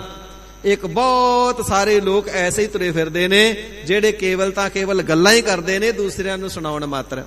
ਸਤਿਗੁਰੂ ਨਾਨਕ ਦੇਵ ਸੱਚੇ ਪਾਤਸ਼ਾਹ ਜੀ ਦੇ ਨਾਲ ਕਿਤਨੇ ਪੰਡਤਾਂ ਦੀ ਵਿਚਾਰ ਹੋਈ, ਕਿਤਨੇ ਕਾਜ਼ੀਆਂ ਦੀ ਵਿਚਾਰ ਹੋਈ, ਕਿਤਨੇ ਸ਼ੇਖਾਂ ਦੀ ਵਿਚਾਰ ਹੋਈ, ਕਿਤਨੇ ਸਿੱਧਾਂ ਦੀ ਵਿਚਾਰ ਹੋਈ। ਸਾਰਿਆਂ ਦਾ ਸਿੱਟਾ ਕੀ ਸੀ, ਰਿਜ਼ਲਟ ਕੀ? ਗੱਲਾਂ ਤੇ ਸਾਰੇ ਬੜੀਆਂ ਕਰਦੇ ਸਨ, ਪਰ ਦੂਜਿਆਂ ਨੂੰ ਸੁਣਾਉਣ ਵਾਸਤੇ। ਗਿਆਨ ਤੇ ਸਾਰਾ ਹੀ ਬੜਾ ਕਥਨ ਕਰਦੇ ਸਨ, ਪਰ ਦੂਸਰਿਆਂ ਨੂੰ ਜਿੱਤਣ, ਸੁਣਾਉਣ ਤੇ ਭਰਮਾਉਣ ਵਾਸਤੇ, ਦੂਸਰਿਆਂ ਦੇ ਪਾਸੋਂ ਪੂਜਾ ਕਰਾਉਣ ਵਾਸਤੇ ਹਿਰਦੇ ਦੇ ਅੰਦਰ ਗਿਆਨ ਨਹੀਂ ਸੀ। ਤਾਂ ਕਰਕੇ ਪ੍ਰਮਾਤਮਾ ਜੀ ਤੱਕ ਪੁੱਜਦੇ ਹੀ ਨਹੀਂ ਸਨ। ਸਤਿਗੁਰੂ ਨਾਨਕ ਦੇਵ ਸੱਚੇ ਪਾਤਸ਼ਾਹ ਜੀ ਨੇ ਅੰਮ੍ਰਿਤ ਬਚਨਾਂ ਦੇ ਨਾਲ ਪ੍ਰੇਮਾ ਭਗਤੀ ਬਖਸ਼ ਕਰਕੇ ਤਿੰਨਾਂ ਦੇ ਹਿਰਦਿਆਂ ਨੂੰ ਸ਼ਾਂਤ ਕੀਤਾ ਹੈ। ਪਾਤਸ਼ਾਹ ਜੀ ਫਰਮਾਵਣਾ ਕਰਦੇ ਨੇ, ਇੱਕ ਫਿਰੇ ਘਨੇਰੇ ਕਰੇ ਗੱਲਾਂ, ਗੱਲੀ ਕਿਨੈ ਨਾ ਪਾਇਆ। ਪਰ ਸਾਧ ਸੰਗਤ ਜੀ ਕੇਵਲ ਤਾਂ ਕੇਵਲ ਗਿਆਨ ਪੂਰਵਕ ਗੱਲਾਂ ਕਰਨ ਵਾਲੇ ਨੇ ਕਦੇ ਪ੍ਰਮਾਤਮਾ ਨੂੰ ਨਹੀਂ ਪਾਇਆ। ਲੋਕਾਂ ਨੂੰ ਗੱਲਾਂ ਦੇ ਨਾਲ ਭਰਮਾ ਲੈਣ ਵਾਲੇ ਨੇ, ਲੋਕਾਂ ਤੇ ਭਰਮਾ ਕਰਕੇ ਧਨ ਲੈ ਲਿਆ ਹੋਵੇਗਾ, ਪਰ ਨਾਮ ਰੂਪੀ ਧਨ ਦੀ ਕਮਾਈ ਤੋਂ ਬਿਨਾਂ ਪ੍ਰਮਾਤਮਾ ਜੀ ਨੂੰ ਕੋਈ ਪ੍ਰਾਪਤ ਨਹੀਂ ਕਰ ਸਕਦਾ। ਆਪਣੇ ਬੋਲਾਂ ਦੇ ਨਾਲ ਪ੍ਰਮਾਤਮਾ ਜੀ ਤੱਕ ਪੁੱਜਦਾ ਨਹੀਂ ਹੋ ਸਕਦਾ, ਪਹੁੰਚ ਵਾਲਾ ਨਹੀਂ ਹੁੰਦਾ ਹੈ। ਆਗਮ ਅਗੋਚਰ ਪ੍ਰਭ ਨਿਰਬਾਨੀ, ਉਹ ਜੋ ਪ੍ਰਮਾਤਮਾ ਉਹ ਗੱਲਾਂ ਤੇ ਨਹੀਂ ਰੀਝਦਾ, ਉਹ ਤੇ ਅਗਮ ਹੈ, ਮਨ ਦੀ ਗਮਤਾ ਕਰਕੇ ਵੀ ਅਪਹੁੰਚ ਹੈ, ਅਗੋਚਰ ਹੈ, ਇੰਦਰੀਆਂ ਦਾ ਉਹ ਵਿਸ਼ਾ ਹੀ ਨਹੀਂ। ਐਸਾ ਜਿਹੜਾ ਪ੍ਰਭ ਹੈ ਨਿਰਬਾਨੀ, ਮਾਇਆ ਦੇ ਤਿੰਨਾਂ ਗੁਣਾਂ ਦੇ ਬੰਧਨਾਂ ਤੋਂ ਰਹਿਤ ਹੈ। ਕਿਸੇ ਪ੍ਰਕਾਰ ਦਾ ਨਾ ਮਾਇਆ ਦਾ ਬੰਧਨ ਹੈ, ਸ਼ੁੱਧ ਭੂਮਾ ਸਰੂਪ ਹੈ। ਮਨ ਕਰਕੇ ਇੰਦਰੀਆਂ ਤੱਕ ਤਿਸ ਤੱਕ ਪਹੁੰਚ ਨਹੀਂ ਹੁੰਦੀ ਹੈ। ਨਿਰਾਹਾਰ ਨਿਰਵੈਰ ਸੁਖਦਾਈ, ਉਹ ਜੋ ਪਰਮ ਪਿਤਾ ਪਰਮੇਸ਼ਰ ਹੈ ਨਾ, ਉਹ ਨਿਰਾਹਾਰ ਨਿਰਆਹਾਰ ਹੈ। ਉਸ ਨੂੰ ਸਰਦੀ ਗਰਮੀ ਭੁੱਖ ਪਿਆਸ ਇਤਿਆਦਿਕ ਦੇ ਜਿਹੜੇ ਔਗਣ ਨੇ ਤਿਸ ਨੂੰ ਨਹੀਂ ਵਿਆਪਦੇ। ਉਹ ਨਿਰਆਹਾਰ ਹੀ ਰਹਿਣੇ ਵਾਲਾ ਹੈ, ਕਿਸੇ ਪ੍ਰਕਾਰ ਦੇ ਪਦਾਰਥਾਂ ਦੀ ਭੁੱਖ ਨੂੰ ਅਥਵਾ ਇੱਛਾ ਨੂੰ ਧਾਰਨ ਨਹੀਂ ਕਰਦਾ ਹੈ। ਇਸੇ ਪ੍ਰਕਾਰ ਨਿਰਾਹਾਰ ਉਹ ਹਾਰ ਤੋਂ ਰਹਿਤ ਹੈ, ਉਸ ਨੂੰ ਕੋਈ ਹਰਾ ਨਹੀਂ ਸਕਦਾ। ਜੇ ਕੋਈ ਕਹੇ ਵਾਹਿਗੁਰੂ ਜੀ ਨੂੰ, ਪਰਮਾਤਮਾ ਜੀ ਨੂੰ ਹਰਾ ਕਰਕੇ ਮੈਂ ਜਿੱਤ ਜਾਵਾਂ, ਤੇ ਸਾਧ ਸੰਗਤ ਜੀ ਕਦਾਚਿਤ ਵੀ ਤਿਸ ਨੂੰ ਕੋਈ ਹਾਰ ਨਹੀਂ ਦੇ ਸਕਦਾ ਹੈ। ਇਸੇ ਪ੍ਰਕਾਰ ਦੁਨੀਆ ਦੇ ਅੰਦਰ ਬੜੇ ਨਿਰਆਹਾਰ ਹੋ ਕਰਕੇ ਵਿਖਾਉਂਦੇ ਨੇ, ਜੀ ਅਸੀਂ ਨਿਰਆਹਾਰ ਹਾਂ, ਹਵਾ ਦਾ ਹੀ ਆਹਾਰ ਕਰਦੇ ਹਾਂ, ਹੋਰ ਕੋਈ ਭੋਜਨ ਨਹੀਂ ਕਰਦੇ। ਜਿਵੇਂ ਕੋਈ ਰਾਜਾ ਸੀ, ਕਿਸੇ ਜੋਗੀ ਦਾ ਬੜਾ ਪ੍ਰਤਾਪ ਸੁਣਿਆ, ਜੀ ਫਲਾਨਾ ਜਿਹੜਾ ਜੋਗੀ ਹੈ ਉਹ ਨਿਰਆਹਾਰ ਰਹਿੰਦਾ। ਰਾਜਾ ਵੀ ਤਿਸ ਨੂੰ ਨਮਸਕਾਰ ਕਰਨ ਵਾਸਤੇ ਗਿਆ। ਜਦੋਂ ਉਸਨੇ ਸਮਾਧੀ ਖੋਲੀ ਹੈ, ਰਾਜੇ ਨੇ ਬੜਾ ਤਿਸ ਦਾ ਸਨਮਾਨ ਕੀਤਾ, ਸਤਿਕਾਰ ਕੀਤਾ, ਵਾਜੇ ਗਾਜੇ ਵਜਾਏ ਨੇ। ਇਸੇ ਪ੍ਰਕਾਰ ਸ਼ਲਖਾਂ ਤੋਪਾਂ ਦੀਆਂ ਕਰਾਈਆਂ ਗਈਆਂ, ਉਸਦੇ ਗਲ ਵਿੱਚ ਫੁੱਲਾਂ ਦੇ ਹਾਰ ਪਾ ਕਰਕੇ ਪੂਜਨ ਕੀਤਾ ਗਿਆ। ਰਾਜਾ ਦਰਸ਼ਨ ਕਰਕੇ ਮੁੜ ਆਇਆ, ਦੱਸ ਦਿੱਤਾ ਉਸ ਜੋਗੀ ਨੇ, ਹੁਣ ਮੈਂ 6 ਮਹੀਨਿਆਂ ਵਾਸਤੇ ਸਮਾਧੀ ਲਾਵਾਂਗਾ, ਫਲਾਨੇ ਮਹੀਨੇ ਦੀ ਫਲਾਨੀ ਤਰੀਕ ਨੂੰ ਹੁਣ ਮੈਂ ਸਮਾਧੀ ਖੋਲਾਂਗਾ। ਤੇ ਰਾਜੇ ਨੇ ਫਿਰ ਵਾਅਦਾ ਕੀਤਾ, ਮੈਂ ਤੈਨੂੰ ਮਿਲਣ ਵਾਸਤੇ, ਦਰਸ਼ਨ ਕਰਨ ਵਾਸਤੇ ਫਿਰ ਆਵਾਂਗਾ। ਐਵੇਂ ਸਾਧ ਸੰਗਤ ਜੀ 6 ਮਹੀਨਿਆਂ ਤੱਕ ਸਮਾਧੀ ਲਾ ਕਰਕੇ ਰੱਖਦਾ। 6 ਮਹੀਨਿਆਂ ਬਾਅਦ ਰਾਜਾ ਜਾ ਕੇ ਸਨਮਾਨ ਕਰਦਾ, ਸਨਮਾਨ ਪ੍ਰਾਪਤ ਕਰਕੇ ਉਹ ਫਿਰ ਸਮਾਧੀ ਦੇ ਵਿੱਚ ਸਥਿਤ ਹੋ ਜਾਂਦਾ। ਇੱਕ ਵੇਲੇ 6 ਮਹੀਨੇ ਪੂਰੇ ਹੋ ਗਏ, ਇੱਕ ਦਿਨ ਹੀ ਘੱਟ ਸੀ, ਰਾਜੇ ਨੂੰ ਕੋਈ ਪੂਰਾ ਮਹਾਤਮਾ ਮਿਲ ਗਿਆ।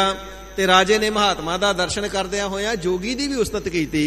ਮਹਾਤਮਾ ਜੀ ਫਲਾਨਾ ਜੋਗੀ ਬੜੀ ਕਰਨੀ ਵਾਲਾ ਹੈ, ਕੁਝ ਸ਼ੱਕਦਾ ਹੀ ਨਹੀਂ, ਨਿਰਆਹਾਰ ਰਹਿ ਕਰਕੇ ਤਾੜੀ ਲਾ ਕਰਕੇ ਰੱਖਦਾ, ਸਮਾਧੀ ਲਾ ਕਰਕੇ ਰੱਖਦਾ। ਤੇ ਮਹਾਤਮਾ ਨੇ ਪੁੱਛਣਾ ਕੀਤਾ, ਰਾਜਨ ਉਸ ਦੇ ਦਰਸ਼ਨ ਕਰਨ ਵਾਸਤੇ ਤੂੰ ਕਿਵੇਂ ਜਾਣਾ ਹੈ? ਕਹਿਣ ਲੱਗਾ, ਜੀ ਉਸ ਦਾ ਸਨਮਾਨ ਕਰਨ ਵਾਸਤੇ ਬੜੇ ਵਾਜੇ ਗਾਜੇ ਵਜਾ ਕਰਕੇ, ਤੋਪਾਂ ਦੀਆਂ ਸ਼ਲਖਾਂ ਛੱਡਦਾ, ਜਾ ਕੇ ਪੂਜਾ ਅਰਚਨਾ ਕਰਦਾ, ਬੜਾ ਸਨਮਾਨ ਕਰਕੇ ਲਾਹਾ ਖੱਟਦਾ ਹਾਂ।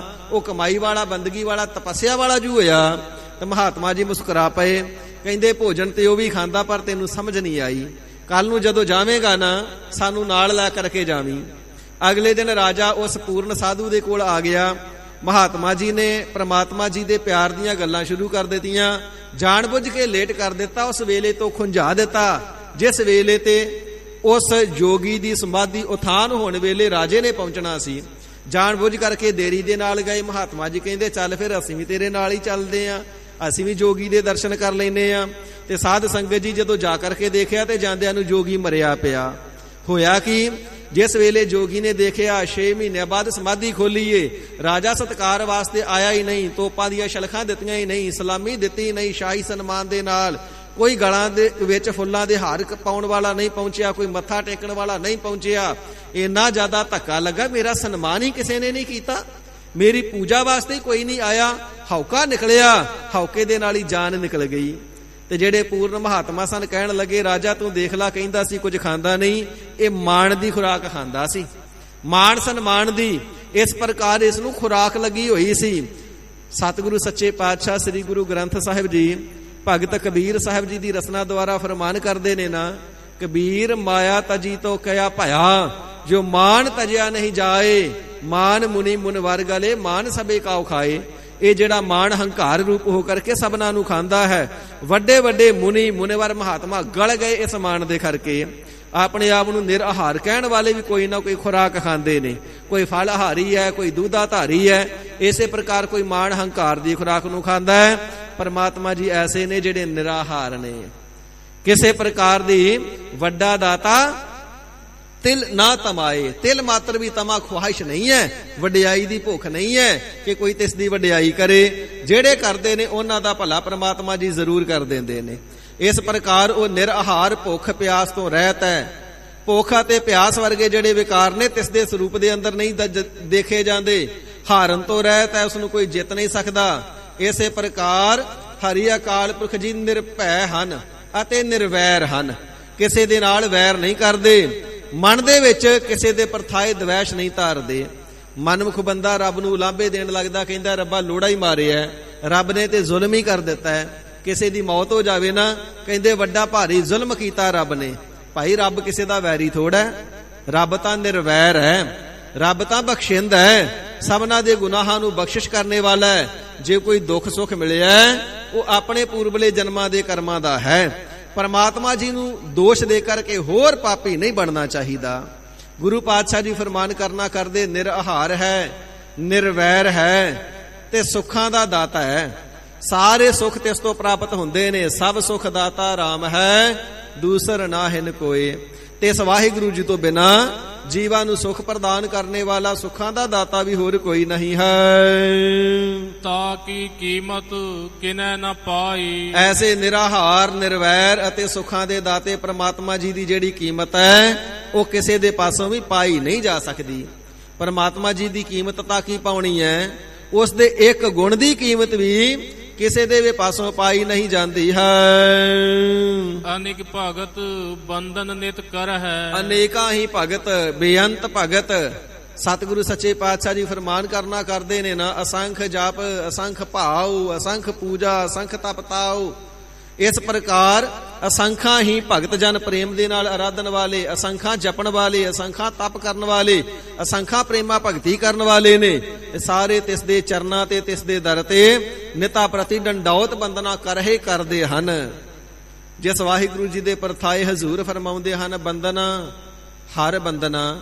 ਭਾਈ ਬੰਦਨਾ ਨਮਸਕਾਰ ਕਰ, ਮਹਾਰਾਜ ਕਿਸ ਨੂੰ ਕਰਨੀ ਹੈ? ਤਿਸ ਹਰੀ ਪ੍ਰਮਾਤਮਾ ਨੂੰ ਕਰ ਜੋ ਬੰਦਨਾ ਕਰਨੇ ਦੇ ਯੋਗ ਹੈ। ਗੁਣ ਗਾਵਹੁ ਗੋਪਾਲ ਰਾਏ।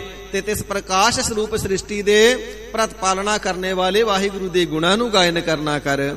ਪਾਤਸ਼ਾਹ ਜੀ ਫਰਮਾਨ ਕਰਨਾ ਕਰਦੇ ਨੇ, ਬੇਅੰਤ ਹੀ ਭਗਤ ਨਿਤਰ ਪ੍ਰਤੀ ਤਿਸ ਦੇ ਅਧਿਸ਼ਠਾਨ ਰੂਪੀ ਚਰਨਾਂ ਤੇ, ਨਾਮ ਰੂਪੀ ਚਰਨਾਂ ਤੇ, ਸਤ ਸੰਗਤ ਰੂਪੀ ਦੁਆਰੇ ਤੇ ਆ ਕਰਕੇ ਡੰਡੌਤ ਬੰਦਨਾ ਕਰਦੇ ਨੇ। ਤੇ ਇਸ ਨੂੰ ਸ੍ਰੀ ਗੁਰੂ ਗ੍ਰੰਥ ਸਾਹਿਬ ਸੱਚੇ ਪਾਤਸ਼ਾਹ ਮਹਾਰਾਜ ਸ਼ਬਦ ਰੂਪ ਦੇ ਅੰਦਰ ਅਸੰਖਾਂ ਹੀ ਜੀਵ ਹਰ ਰੋਜ਼ ਨਮਸਕਾਰਾਂ ਕਰਦੇ ਨੇ। ਤਿੰਨਾਂ ਦੀ ਕੋਈ ਗਿਣਤੀ ਨਹੀਂ ਕਰ ਸਕਦਾ ਕਿ ਅੱਜ ਸਾਰੇ ਦਿਨ ਦੇ ਵਿੱਚ ਕੁੱਲ ਧਰਤੀ ਤੇ ਕਿੰਨਿਆਂ ਨੇ ਨਮਸਕਾਰਾਂ ਸ੍ਰੀ ਗੁਰੂ ਗ੍ਰੰਥ ਸਾਹਿਬ ਜੀ ਨੂੰ ਕਰ ਦਿੱਤੀਆਂ। ਇਸੇ ਪ੍ਰਕਾਰ ਨਿਰਗੁਣ ਸਰੂਪ ਕਰਕੇ, ਸਰਗੁਣ ਸਰੂਪ ਕਰਕੇ ਕਿੰਨਿਆਂ ਨੇ ਬੰਦਨਾ ਕੀਤੀਆਂ, ਕੋਈ ਗਿਣ ਨਹੀਂ ਸਕਦਾ।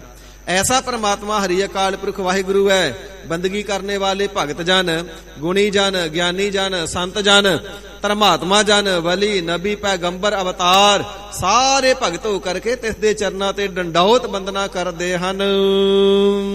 ਚਰਨ ਕਮਲ ਹਿਰਦੈ ਸਿਮਰੈ ਹੈ। ਤੇ ਤਿਸ ਹਰੀ ਅਕਾਲ ਪੁਰਖ ਵਾਹਿਗੁਰੂ ਜੀ ਦੇ ਚਰਨ ਕਮਲਾਂ ਨੂੰ ਆਪਣੇ ਹਿਰਦੇ ਦੇ ਅੰਦਰ ਸਿਮਰਦੇ ਨੇ। ਨਾਮ ਰੂਪੀ ਚਰਨ ਕਮਲਾਂ ਨੂੰ ਹਿਰਦੇ ਦੇ ਅੰਦਰ ਧਿਆਨ ਧਰ ਕੇ ਲਿਵ ਲਾ ਕਰਕੇ ਸਿਮਰਨਾ ਕਰਦੇ ਨੇ। ਚਿਤ ਚਰਨ ਨਾਮ, ਜੋ ਨਾਮ ਨੂੰ ਚਿੱਤ ਦੇ ਵਿੱਚ ਧਿਆਵਣਾ ਹੈ, ਇਹੀ ਉਹ ਚਰਨ ਕਮਲਾਂ ਨੂੰ ਹਿਰਦੇ ਦੇ ਵਿੱਚ ਵਸਾਵਣਾ ਹੈ।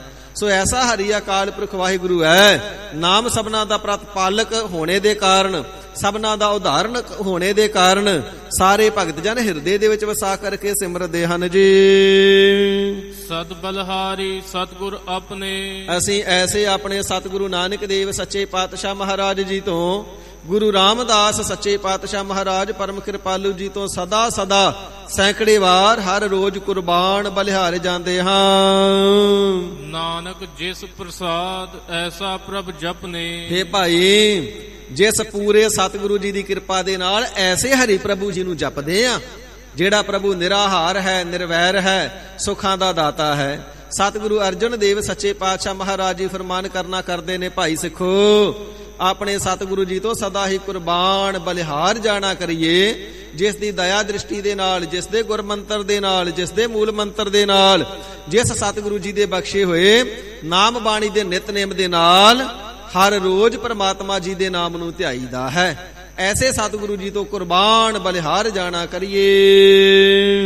ਇਹੋ ਹਰ ਰਸ ਪਾਵੈ ਜਨ ਕੋਈ, ਗਰੀਬ ਨਿਵਾਜ ਸੱਚੇ ਪਾਤਸ਼ਾਹ ਜੀ ਮਹਾਰਾਜ ਨਾਮ ਦਾ ਪ੍ਰਤਾਪ ਕੈਸਾ ਹੈ। ਹਜ਼ੂਰ ਫਰਮਾਵਦੇ ਨੇ, ਭਾਈ ਐਸਾ ਪ੍ਰਤਾਪ ਦੁੱਖਾਂ ਨੂੰ ਮੇਟਣ ਵਾਲਾ ਹੈ ਤੇ ਅੰਮ੍ਰਿਤ ਰਸ ਦੇ ਨਾਲ ਮਨੁੱਖ ਦੇ ਮਨ ਨੂੰ ਤ੍ਰਿਪਤ ਕਰਨ ਵਾਲਾ ਹੈ। ਸੱਚੇ ਪਾਤਸ਼ਾਹ ਜੀ, ਇਹ ਜਿਹੜਾ ਹਰ ਰਸ ਆਪ ਜੀ ਕਥਨ ਕਰਦੇ ਹੋ, ਇਹ ਪ੍ਰਾਪਤ ਕਿੰਨਾ ਨੂੰ ਹੁੰਦਾ ਹੈ? ਗੁਰੂ ਪਾਤਸ਼ਾਹ ਜੀ ਫਰਮਾਨ ਕਰਨਾ ਕਰਦੇ ਹਨ, ਇਹੋ ਹਰ ਰਸ ਪਾਵੈ ਜਨ ਕੋਈ, ਕੋਈ ਉਹ ਜਨ ਹੀ ਸਤਿਗੁਰੂ ਜੀ ਦੇ ਉਪਦੇਸ਼ ਦੇ ਨਾਲ ਹਰੀ ਨਾਮ ਦੇ ਰਸ ਨੂੰ, ਅੰਮ੍ਰਿਤ ਰਸ ਨੂੰ ਪ੍ਰਾਪਤ ਕਰਨਾ ਕਰਦਾ ਹੈ। ਜਿਹੜਾ ਨਾਮ ਰਸ ਐਸਾ ਸਵਾਦਲਾ ਹੈ, ਐਸਾ ਰਸਦਾਇਕ ਹੈ, ਦੁਨੀਆ ਦਾ ਕੋਈ ਵੀ ਰਸ ਅਥਵਾ ਮੇਵਾ ਉਸ ਦੇ ਸਦਰਸ਼, ਉਸ ਦੇ ਤੁਲ, ਉਸ ਦੇ ਬਰਾਬਰ ਨਹੀਂ ਪੁੱਜਦਾ ਹੈ। ਕੂਜਾ ਮੇਵਾ ਮੈਂ ਸਭ ਕਿਛ ਚਾਖਿਆ, ਇੱਕ ਅੰਮ੍ਰਿਤ ਨਾਮ ਤੁਮਾਰਾ, ਅੰਮ੍ਰਿਤ ਨਾਮ ਪਰਮੇਸ਼ਰ ਤੇਰਾ, ਜੋ ਸਿਮਰੈ ਸੋ ਜੀਵੈ। ਐਸਾ ਜਿਹੜਾ ਅੰਮ੍ਰਿਤ ਰਸ ਹੈ ਨਾ, ਉਹੀ ਜਨ ਜਗਿਆਸੂ ਸਤਿਗੁਰੂ ਜੀ ਦੀ ਦਇਆ ਦ੍ਰਿਸ਼ਟੀ ਦੇ ਨਾਲ ਪ੍ਰਾਪਤ ਕਰਦਾ ਹੈ, ਜਿਹੜਾ ਸਤਿਗੁਰੂ ਜੀ ਦੇ ਮਨ ਨੂੰ ਭਾ ਜਾਂਦਾ ਹੈ, ਜਿਸ ਦੀ ਬੰਦਗੀ ਸਤਿਗੁਰੂ ਜੀ ਨੂੰ ਭਾ ਜਾਂਦੀ ਹੈ।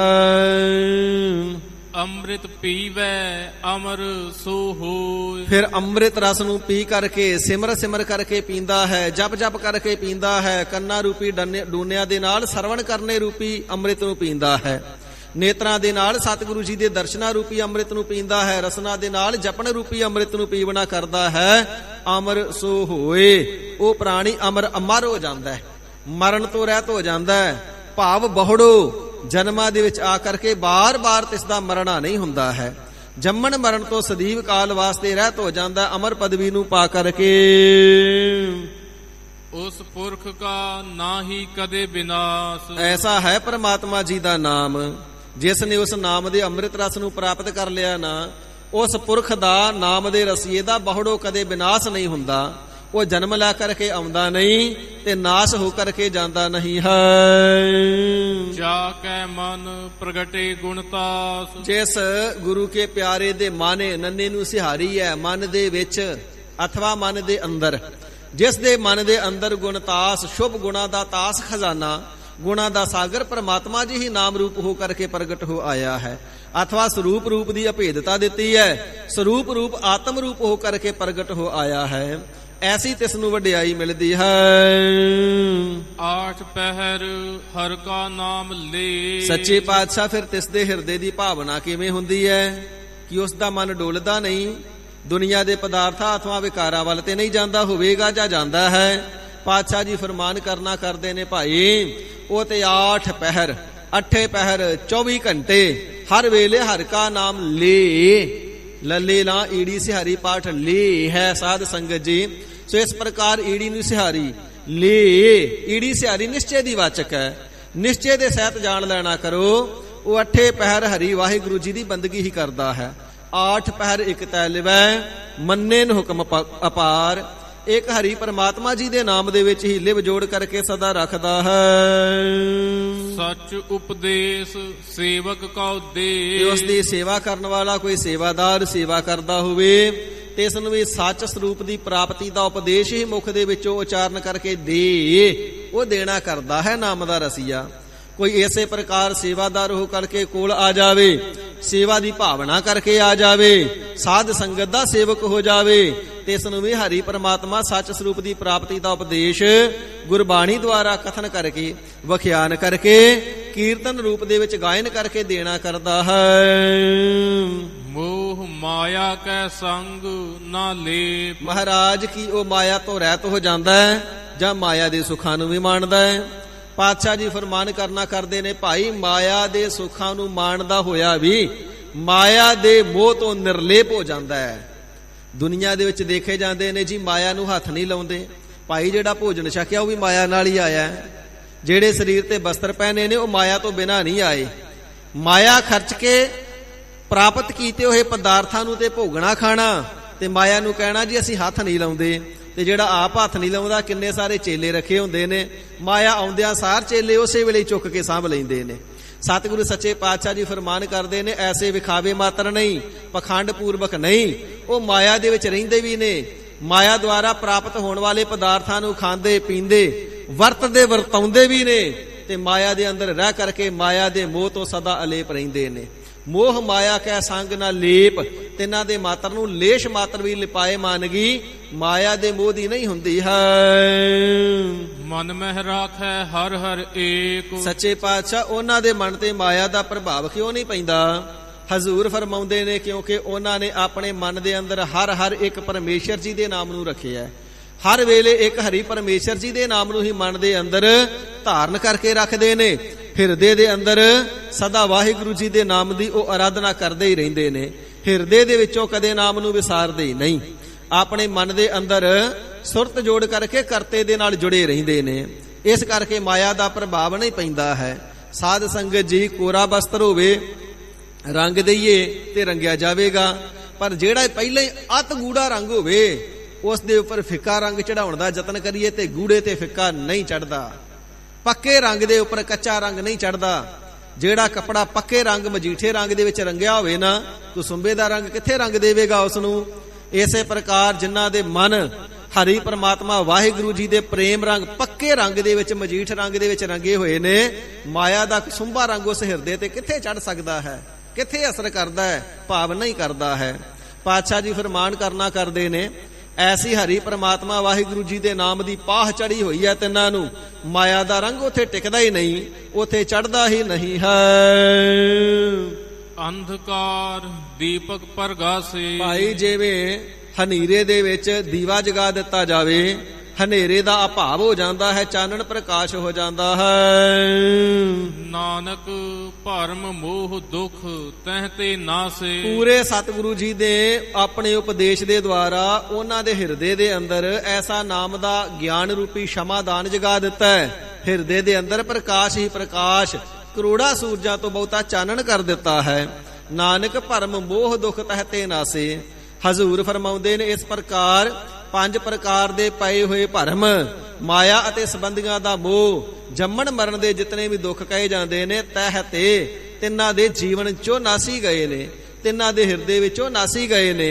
ਨਾ ਕਿਸੇ ਪ੍ਰਕਾਰ ਦਾ ਮੋਹ, ਨਾ ਦੁੱਖ, ਨਾ ਭਰਮ, ਇਹਨਾਂ ਸਾਰਿਆਂ ਤੋਂ ਰਹਿਤ ਹੋ ਗਏ ਨੇ, ਨਾਸੇ ਨਾਸ ਹੋ ਗਏ ਹਨ ਉਹਨਾਂ ਦੇ। ਤਪਤ ਮਾਹਿ ਠਾਂਡ ਵਰਤਾਈ। ਭਾਈ ਸਤਿਗੁਰੂ ਜੀ ਦੇ ਨਾਮ ਦਾ ਪ੍ਰਤਾਪ ਐਸਾ ਹੈ, ਤਪਦੇ ਹੋਏ ਕਲਯੁਗ ਦੇ ਸਮੇਂ ਦੇ ਵਿੱਚ ਸਤਿਗੁਰੂ ਸੱਚੇ ਪਾਤਸ਼ਾਹ ਜੀ ਨੇ ਨਾਮ ਰੂਪੀ ਛੱਟਾ ਮਾਰ ਕਰਕੇ ਠੰਡ ਹੀ ਵਰਤਾ ਦਿੱਤੀ ਹੈ।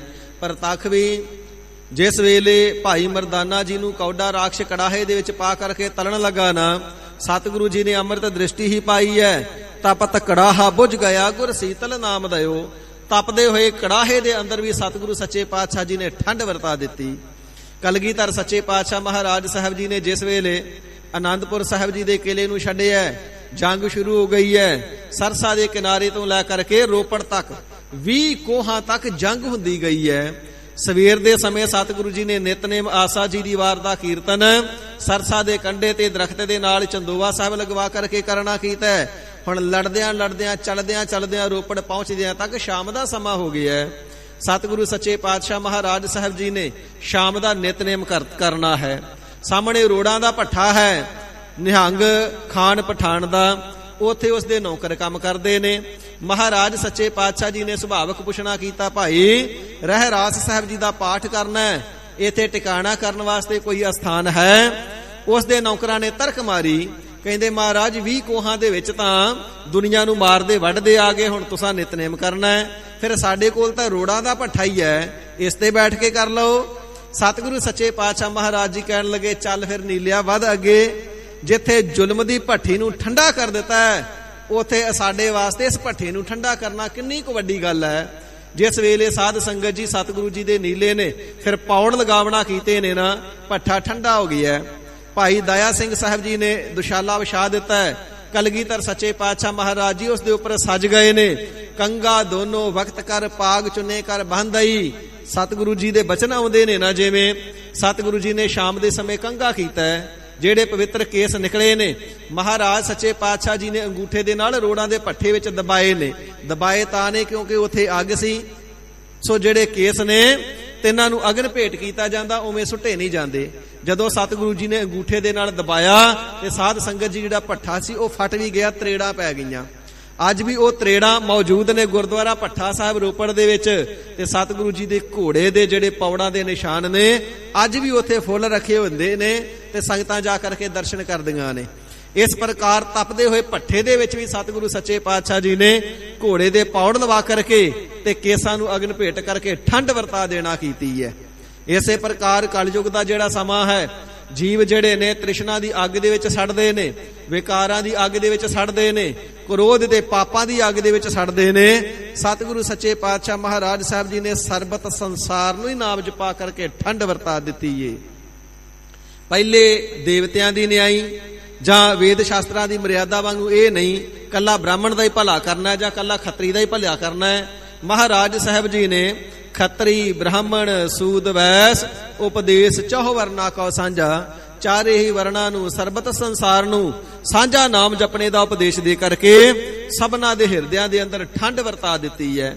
ਜੋ ਪਾਪਾਂ ਦੀ ਭੱਠੀ ਬਣਿਆ ਪਿਆ ਸੀ ਸੰਸਾਰ, ਇਸ ਨੂੰ ਸਤਿਗੁਰੂ ਸੱਚੇ ਪਾਤਸ਼ਾਹ ਜੀ ਨੇ ਸਰਬੰਸ ਕੁਰਬਾਨ ਕਰਕੇ ਵੱਡੀਆਂ ਭਾਰੀਆਂ ਕੁਰਬਾਨੀਆਂ ਕਰਕੇ ਠੰਡਾ ਕਰਨਾ ਕੀਤਾ ਹੈ।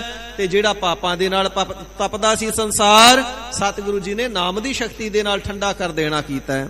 ਐਵੇਂ ਜੋ ਹਿਰਦੇ ਤਪਦੇ ਸਨ ਪਾਪਾਂ ਤੇ ਵਿਕਾਰਾਂ ਦੇ ਨਾਲ, ਸਤਿਗੁਰੂ ਸੱਚੇ ਪਾਤਸ਼ਾਹ ਜੀ ਨੇ ਨਾਮ ਦੀ ਦਾਤ ਬਖਸ਼ਿਸ਼ ਕਰਕੇ, ਨਾਮ ਜਪਾ ਕਰਕੇ ਤੇ ਪ੍ਰਤੱਖ ਨਾਮ ਅੰਮ੍ਰਿਤ ਦੇ ਕੇ ਤੇ ਖੰਡੇ ਦੀ ਪਾਹੜ ਅੰਮ੍ਰਿਤ ਦੇ ਕਰਕੇ ਹਿਰਦੇ ਸ਼ੀਤਲ ਕਰਨਾ ਕੀਤੇ ਨੇ। ਤਪਦੇ ਹੋਏ ਹਿਰਦਿਆਂ ਦੇ ਅੰਦਰ ਵੀ ਗੁਰੂ ਪਾਤਸ਼ਾਹ ਜੀ ਨੇ ਠੰਡ ਵਰਤਾ ਦਿੱਤੀ ਹੈ ਜੀ। ਆਨੰਦ ਭਇਆ ਦੁਖ ਨਾਠੇ ਭਾਈ, ਫਿਰ ਜਿਨ੍ਹਾਂ ਨੂੰ ਸਤਿਗੁਰੂ ਜੀ ਦੀ ਨਜ਼ਰੇ ਅਨਾਇਤ ਪ੍ਰਾਪਤ ਹੋ ਗਈ ਨਾ, ਜਿਨ੍ਹਾਂ ਦੇ ਉੱਪਰ ਸਤਿਗੁਰੂ ਸੱਚੇ ਪਾਤਸ਼ਾਹ ਜੀ ਦੀ ਅਨੁਕੰਪਾ ਹੋ ਗਈ ਨਾ, ਹਿਰਦੇ ਉਹਨਾਂ ਦੇ ਠੰਡੇ ਠਾਰ ਹੋ ਗਏ।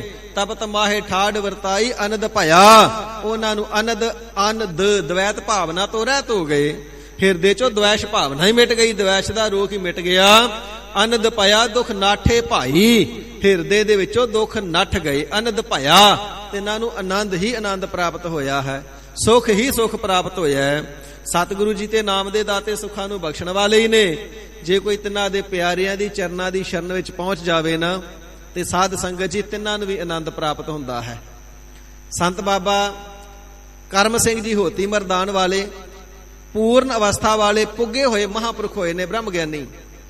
ਤਿੰਨਾਂ ਦੇ ਪਾਸ ਰੁਸਤਮ ਪਿੰਡ ਦੇ ਰਹਿਣ ਵਾਲਾ ਗੁਰਸਿੱਖ ਭਾਈ ਗੰਡਾ ਸਿੰਘ ਆਪਣੀ ਘਰਵਾਲੀ ਨੂੰ ਲੈ ਕਰਕੇ ਪੁੱਜਾ, ਜਾ ਕੇ ਬੇਨਤੀ ਕੀਤੀ, ਮਹਾਂਪੁਰਖੋ ਆਪ ਜੀ ਨਾਮ ਦੇ ਰਸੀਓ, ਜੀਵਾਂ ਦੇ ਉੱਪਰ ਕਿਰਪਾਲਤਾ ਕਰਨ ਵਾਲੇ, ਝੋਲੀਆਂ ਭਰਨ ਵਾਲੇ ਹੋ। ਮਹਾਂਪੁਰਖੋ ਘਰ ਦੇ ਵਿੱਚ ਦੌਲਤ ਦਾ ਕਿਸੇ ਪ੍ਰਕਾਰ ਘਾਟਾ ਨਹੀਂ, ਪਦਾਰਥਾਂ ਦਾ ਘਾਟਾ ਨਹੀਂ। ਗੁਰੂ ਪਾਤਸ਼ਾਹ ਜੀ ਦੀ ਬਖਸ਼ੀ ਹੋਈ ਹਰ ਇੱਕ ਦਾਤ ਦੇ ਨਾਲ ਨਿਵਾਜੇ ਹੋਏ ਆ, ਪਰ ਪਾਤਸ਼ਾਹ ਜੀ ਨੇ ਸਾਰੀਆਂ ਕਿਰਪਾਲਤਾ ਕਰਕੇ ਮਨ ਨੂੰ ਤ੍ਰਿਪਤ ਕੀਤਾ ਹੋਇਆ ਹੈ, ਪਰ ਇੱਕ ਦਾਤ ਤੋਂ ਅਜੇ ਵੀ ਵਾਂਝੇ ਆ। ਘਰ ਦੇ ਵਿੱਚ ਪੁੱਤਰ ਦੀ ਪ੍ਰਾਪਤੀ ਨਹੀਂ। ਮਹਾਂਪੁਰਖੋ ਕਿਰਪਾਲਤਾ ਕਰਕੇ ਬਚਨ ਕਰੋ, ਮਿਹਰ ਕਰੋ, ਸਾਡੇ ਘਰ ਪੁੱਤਰ ਪੈਦਾ ਹੋ ਜਾਵੇ। ਤੇ ਮਹਾਂਪੁਰਖਾਂ ਨੇ ਆਸਾ ਮਹੱਲਾ ਪੰਜਵਾ, ਸਤਿਗੁਰ ਸਾਚੈ ਦੀਆ ਭੇਜ, ਚਿਰ ਜੀਵਨ ਉਪਜਿਆ ਸੰਜੋਗ, ਉਦਰੈ ਮਾਹੇ ਆਏ ਕੀਆ ਨਿਵਾਸ, ਮਾਤਾ ਕੈ ਮਨ ਬਹੁਤ ਬਿਗਾਸ, ਜਮਿਆ ਪੂਤ ਭਗਤ ਗੋਬਿੰਦ ਕਾ, ਪ੍ਰਗਟਿਆ ਸਭ ਮਹਿ ਲਿਖਿਆ ਧੁਰ ਕਾ। ਇਹ ਸ਼ਬਦ ਲਿਖ ਕੇ ਦੇ ਦਿੱਤਾ। ਕਹਿਣ ਲੱਗੇ ਇਸ ਸ਼ਬਦ ਦਾ ਅੰਮ੍ਰਿਤ ਵੇਲੇ ਉੱਠ ਕਰਕੇ ਇਸ਼ਨਾਨ ਕਰਕੇ ਸੁੱਚੇ ਮੂੰਹ ਦੋਵਾਂ ਜੀਆਂ ਨੇ ਪਾਠ ਕਰਨਾ ਹੈ, ਗੁਰੂ ਪਾਤਸ਼ਾਹ ਜੀ ਦੀ ਨਦਰ ਹੋ ਜਾਵੇਗੀ। ਸਤਿਗੁਰੂ ਸੱਚੇ ਪਾਤਸ਼ਾਹ ਜੀ ਦੀ ਗੁਰਬਾਣੀ ਦੇ ਸ਼ਬਦ ਦਾ ਪਾਠ ਦੋਵੇਂ ਜੀ ਕਰਦੇ ਰਹੇ। ਸਮਾਂ ਪਾ ਕਰਕੇ ਇਹਨਾਂ ਦੇ ਘਰ ਵਿੱਚ ਇੱਕ ਸੁੰਦਰ ਬਾਲਕ ਨੇ ਜਨਮ ਲਿਆ, ਪੁੱਤਰ ਨੇ ਜਨਮ ਲਿਆ। ਪਰ ਭਾਣਾ ਐਸਾ ਵਾਪਰਿਆ, ਪੁੱਤਰ ਦਾ ਜਨਮ ਹੋਣ ਦੇ ਨਾਲ ਮਾਤਾ ਨੂੰ ਪ੍ਰਸੂਤਾ ਪਾਉਣ ਹੋ ਗਈ ਹੈ। ਬਚਣ ਦੀ ਕੋਈ ਆਸ ਨਾ ਰਹੀ। ਜਿੱਥੇ ਖੁਸ਼ੀਆਂ ਦਾ ਮਾਹੌਲ ਸੀ, ਮਾਤਮ ਦੇ ਵਿੱਚ ਬਦਲਣਾ ਸ਼ੁਰੂ ਹੋ ਗਿਆ। ਡਾਕਟਰਾਂ ਨੂੰ ਬੁਲਾਇਆ ਗਿਆ, ਵੈਦਾਂ ਨੂੰ ਬੁਲਾਇਆ ਗਿਆ, ਪਰ ਸਾਰਿਆਂ ਨੇ ਸਿਰ ਫੇਰ ਦਿੱਤਾ, ਅਸੀਂ ਨਹੀਂ ਬਚਾ ਸਕਦੇ, ਜਾਨ ਇਸ ਬੀਬੀ ਦੀ ਹੁਣ ਬਚੇਗੀ ਨਹੀਂ। ਭਾਈ ਗੰਡਾ ਸਿੰਘ ਜੀ ਫਿਰ ਦੁਬਾਰਾ ਗਏ ਨੇ ਮਹਾਂਪੁਰਖਾਂ ਦੇ ਕੋਲ, ਰੋ ਰੋ ਕੇ ਬੇਨਤੀਆਂ ਕੀਤੀਆਂ, ਮਹਾਂਪੁਰਖੋ ਪੁੱਤਰ ਨੇ ਜਨਮ ਤੇ ਲੈ ਲਿਆ, ਪਰ ਹੁਣ ਘਰ ਵਾਲੀ ਬੱਚੇ ਦੀ ਮਾਤਾ ਦੀ ਬਚਣ ਦੀ ਆਸ ਨਹੀਂ ਰਹੀ। ਤੁਸੀਂ ਕਿਰਪਾ ਕਰਕੇ ਜੀਵਨ ਦਾਨ ਦੇ ਸਕਦੇ ਹੋ, ਕਿਰਪਾ ਕਰੋ ਉਹ ਵੀ ਰਾਜੀ ਹੋ ਜਾਵੇ। ਮਹਾਂਪੁਰਖਾਂ ਨੇ ਸਹਿਜ ਨਾਲ ਹੀ ਬਚਨ ਕਰ ਦਿੱਤਾ। ਕਹਿਣ ਲੱਗੇ, ਭਾਈ ਜਾਂਦਾ ਜਾਂਦਾ ਬਾਜ਼ਾਰ ਚੋਂ ਇੱਕ ਮੂਲੀ ਲੈ ਜਾਵੀਂ, ਘਰੇ ਜਾ ਕੇ ਛਿੱਲ ਕੇ ਕਾਲੀ ਮਿਰਚ ਤੇ ਨਮਕ ਲਾ ਕਰਕੇ ਉਸ ਨੂੰ ਧੁੱਪੇ ਬੰਨ ਦੇਵੀਂ। ਜਦੋਂ ਸਾਰਾ ਪਾਣੀ ਨੁੱਚੜ ਜਾਵੇ ਤੇ ਬੀਬੀ ਨੂੰ ਖਵਾ ਦੇਵੀਂ, ਬਚ ਜਾਵੇਗੀ, ਕੁਝ ਨਹੀਂ ਹੁੰਦਾ।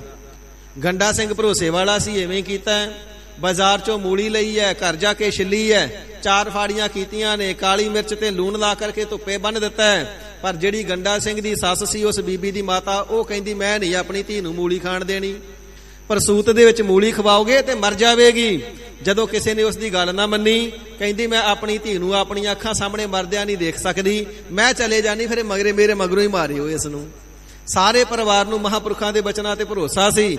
ਜਦੋਂ ਮੂਲੀ ਦੇ ਵਿੱਚੋਂ ਸਾਧ ਸੰਗਤ ਜੀ ਪਾਣੀ ਨੁਚੜ ਗਿਆ, ਉਸ ਬੀਬੀ ਨੂੰ ਮਹਾਂਪੁਰਖਾਂ ਦੇ ਬਚਨ ਸੁਣਾ ਕਰਕੇ ਮੂਲੀ ਖਵਾਈ। ਮੂਲੀ ਖਾਂਦਿਆਂ ਸਾਰ ਜਿਹੜਾ ਸਰੀਰ ਸੀ ਪਸੀਨੋ ਪਸੀਨੀ ਹੋ ਗਿਆ, ਸਾਰਾ ਪਸੀਨਾ ਸਰੀਰ ਚੋਂ ਨਿਕਲਿਆ, ਨਾਲ ਬਿਮਾਰੀ ਵੀ ਨਿਕਲ ਗਈ ਤੇ ਬੀਬੀ ਅਰੋਗ ਹੋ ਗਈ। ਫਿਰ ਉਸ ਦੀ ਮਾਤਾ ਨੂੰ ਸੁਨੇਹਾ ਭੇਜਿਆ, ਆ ਜਾ ਤੇਰੀ ਧੀ ਬਚ ਗਈ ਹੈ। ਆ ਕਰਕੇ ਦੇਖਿਆ ਤੇ ਬੜੀ ਹੈਰਾਨ ਹੋਈ ਕਿ ਇੱਕ ਠੰਡੀ ਤਾਸੀਰ ਵਾਲੀ ਮੂਲੀ ਪ੍ਰਸੂਤਾ ਭਾਵ ਦੇ ਵਿੱਚ ਦਿੱਤੀ ਜਾਵੇ, ਪ੍ਰਸੂਤਾ ਪੀੜਾ ਦੇ ਇਲਾਜ ਦੇ ਵਾਸਤੇ, ਪ੍ਰਸੂਤਾ ਪਾਉਣ ਦੇ ਇਲਾਜ ਵਾਸਤੇ, ਉਸ ਦੇ ਨਾਲ ਵੀ ਕੋਈ ਇਲਾਜ ਹੋ ਸਕਦਾ। ਬੜੀ ਹੈਰਾਨ ਹੋਈ, ਫਿਰ ਸੀਸ ਝੁਕਾ ਦਿੱਤਾ। ਇਸ ਪ੍ਰਕਾਰ ਗੁਰਬਾਣੀ ਦੀ ਪੰਕਤੀ ਮੁਖ ਦੇ ਵਿੱਚੋਂ ਪੜ੍ਹਨਾ ਕੀਤੀ ਕਿ ਜਦੋਂ ਵਾਹਿਗੁਰੂ ਜੀ ਦੀ ਦਇਆ ਦ੍ਰਿਸ਼ਟੀ ਹੁੰਦੀ ਹੈ ਨਾ, ਫਿਰ ਸਾਰੇ ਜਿਹੜੇ ਦੁੱਖ ਨੇ ਉਹ ਨੱਠ ਜਾਂਦੇ ਨੇ। ਤਪਤ ਮਾਹੇ ਠਾਂਡ ਵਰਤਾਈ, ਅਨੰਦ ਭਇਆ ਦੁੱਖ ਨਾਠੇ ਭਾਈ। ਬੀਬੀ ਠੀਕ ਹੋ ਗਈ, ਘਰ ਦੇ ਵਿੱਚ ਖੁਸ਼ੀਆਂ ਦਾ ਮਾਹੌਲ ਹੋ ਗਿਆ। ਇਸ ਪ੍ਰਕਾਰ ਪ੍ਰਤੱਖ ਵੀ ਆਨੰਦ, ਖੁਸ਼ੀਆਂ, ਖੇੜੇ ਘਰ ਦੇ ਵਿੱਚ ਨਿਵਾਸ ਕਰਦੇ ਨੇ। ਤੇ ਜਦੋਂ ਮਨ ਦੇ ਵਿੱਚੋਂ ਵਿਕਾਰ ਭਾਵਨਾ ਦੀ ਤਪਦੀ ਹੋਈ ਭੱਠੀ ਸਤਿਗੁਰੂ ਜੀ ਨਾਮ ਰੂਪੀ ਸੀਤਲ ਜਲ ਪਾ ਕਰਕੇ ਠੰਡੀ ਕਰ ਦਿੰਦੇ ਨੇ, ਅੰਮ੍ਰਿਤ ਦੀ ਨਿਆਈ, ਫਿਰ ਜੀਵ ਨੂੰ ਆਨੰਦ ਹੀ ਆਨੰਦ ਪ੍ਰਾਪਤ ਹੁੰਦਾ ਹੈ। ਦ્વੈਤ ਭਾਵਨਾ ਮਨ ਦੇ ਵਿੱਚੋਂ ਮਿਟ ਜਾਂਦੀ ਏ ਤੇ ਭਾਈ ਸਾਰੇ ਹੀ ਦੁੱਖਾਂ ਦਾ ਜਿਹੜਾ ਟਿਕਾਣਾ ਹੈ ਉਹ ਨਾਠੇ ਨਾਸ ਹੋ ਜਾਂਦਾ ਹੈ। ਜਿਹੜੇ ਦੁੱਖ ਨੇ ਉਹ ਨਾਠੇ ਨਸ ਜਾਂਦੇ, ਦੌੜ ਜਾਂਦੇ ਹਨ। ਜਨਮ ਮਰਨ ਕੇ ਮਿਟੇ ਅੰਦੇਸੇ, ਫਿਰ ਜੀਵ ਦੇ ਹਿਰਦੇ ਦੇ ਵਿੱਚੋਂ ਜੰਮਣ ਮਰਨ ਦੇ ਦੁੱਖਾਂ ਦੇ ਸੰਸ਼ੇ ਹੀ ਮੁੱਕ ਜਾਂਦੇ ਨੇ। ਜੰਮਣ ਮਰਨ ਦੇ ਬੰਧਨ ਰਹਿੰਦੇ ਹੀ ਨਹੀਂ, ਮਨ ਵਿੱਚ ਕਿਸੇ ਪ੍ਰਕਾਰ ਦਾ ਸ਼ੁਭਾ ਸੰਸਾ ਵੀ ਨਹੀਂ ਰਹਿ ਜਾਂਦਾ ਜੰਮਣ ਮਰਨ ਦਾ। ਸਾਧੂ ਕੇ ਪੂਰਨ ਉਪਦੇਸ਼, ਪੂਰਨ ਸਾਧੂ, ਪੂਰਨ ਸਤਿਗੁਰੂ ਸੱਚੇ ਪਾਤਸ਼ਾਹ ਜੀ ਸ੍ਰੇਸ਼ਟ ਸਾਧੂ ਨੇ। ਐਸੇ ਪੂਰੇ ਸਤਿਗੁਰੂ ਜੀ ਦੇ ਉਪਦੇਸ਼ ਦਾ ਐਸਾ ਵੱਡਾ ਭਾਰੀ ਤੇਜ ਪ੍ਰਤਾਪ ਹੈ ਜੀ। ਭਉ ਚੂਕਾ ਨਿਰਭਉ ਹੋਏ ਬਸੇ, ਸਤਿਗੁਰਾਂ ਦੇ ਬਚਨਾਂ ਨੂੰ ਕਮਾਉਣ ਵਾਲਾ ਭਉ ਚੂਕਾ। ਜਿਤਨਾ ਮਨ ਦੇ ਵਿੱਚ ਡਰ ਹੁੰਦਾ ਜੰਮਣ ਮਰਨ ਦਾ, ਮਨ ਦੇ ਅੰਦਰ ਡਰ ਹੁੰਦਾ ਦੁੱਖਾਂ ਦਾ, ਵੈਰੀਆਂ ਦਾ, ਗੁਪਤ ਰੂਹਾਂ ਦਾ, ਪ੍ਰਤੱਖ ਦੁਸ਼ਮਣਾਂ ਦਾ, ਗੁਪਤ ਦੁਸ਼ਮਣਾਂ ਦਾ, ਜਮਾਂ ਦਾ, ਨਰਕਾਂ ਦਾ, ਉਹ ਸਾਰਾ ਭਉ ਚੂਕਾ ਨਾਸ ਹੋ ਜਾਂਦਾ ਹੈ।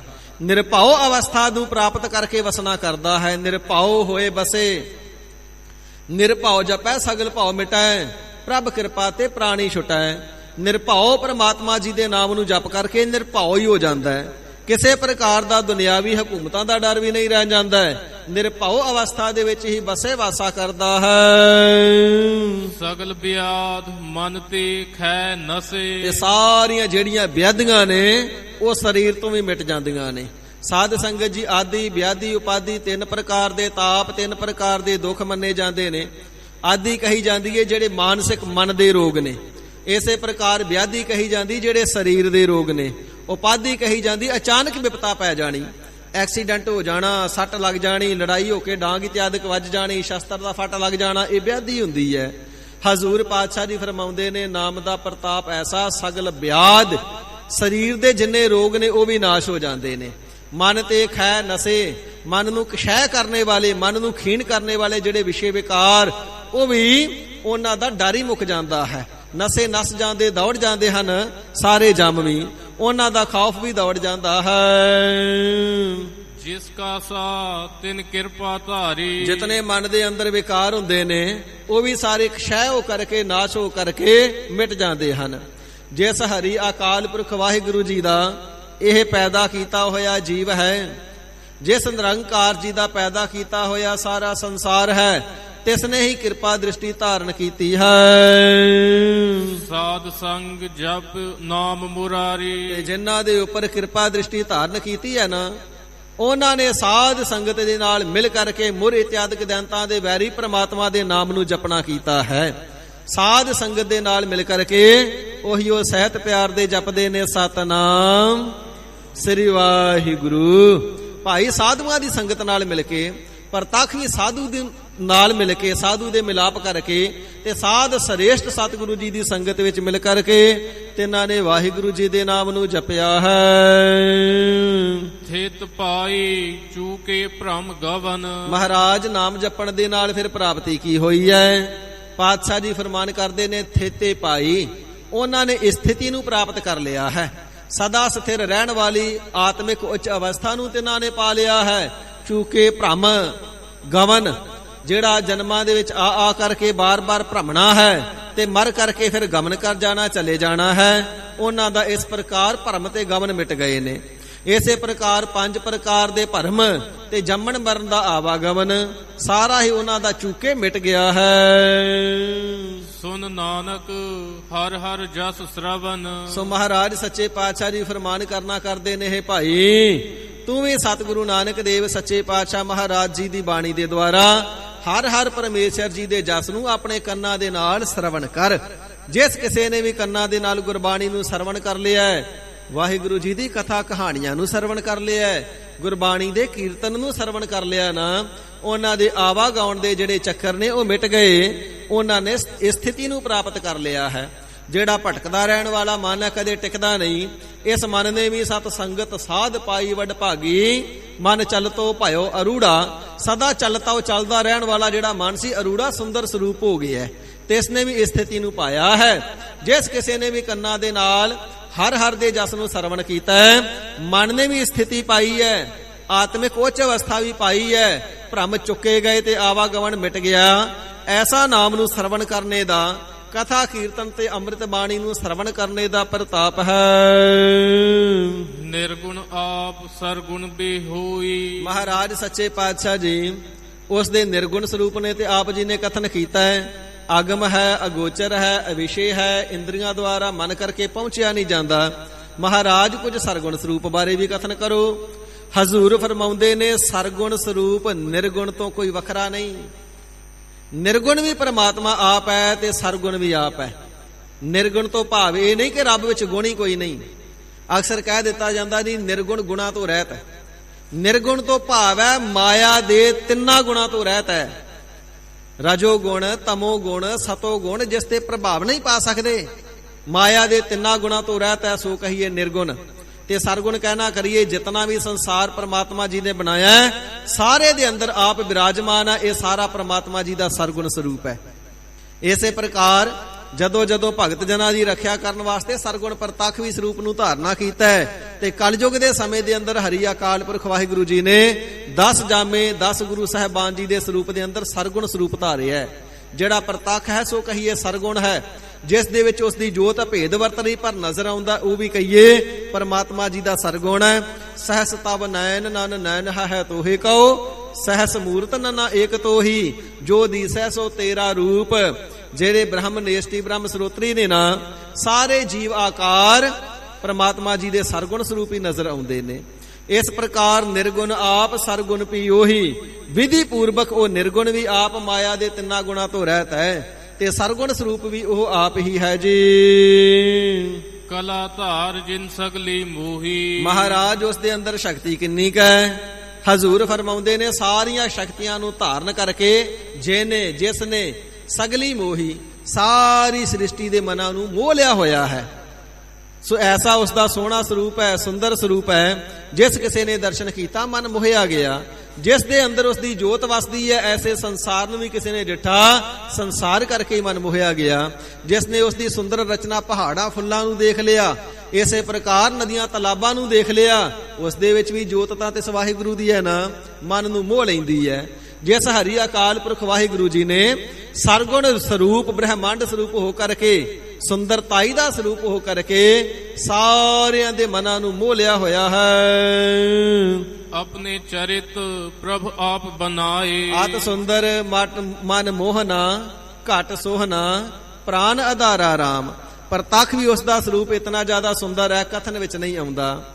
ਸੋ ਇਸੇ ਪ੍ਰਕਾਰ ਸਾਧ ਸੰਗਤ ਜੀ ਪੁਰਾਣਕ ਮਤ ਹੈ, ਕ੍ਰਿਸ਼ਨ ਭਗਵਾਨ ਜੀ ਦੇ ਅੰਦਰ ਜੋਤੀ ਹੈ ਨਾ ਨਿਰੰਕਾਰ ਜੀ ਦੀ, ਆਪ ਹੀ ਅਵਤਾਰ ਭੇਜੇ ਨੇ ਨਾ। ਸੋ 16 ਸ਼ਕਤੀਆਂ ਦੇ ਕਰਕੇ, 16 ਕਲਾ ਦੇ ਕਰਕੇ ਪਰਮਾਤਮਾ ਜੀ ਨੇ ਭੇਜੀਆਂ।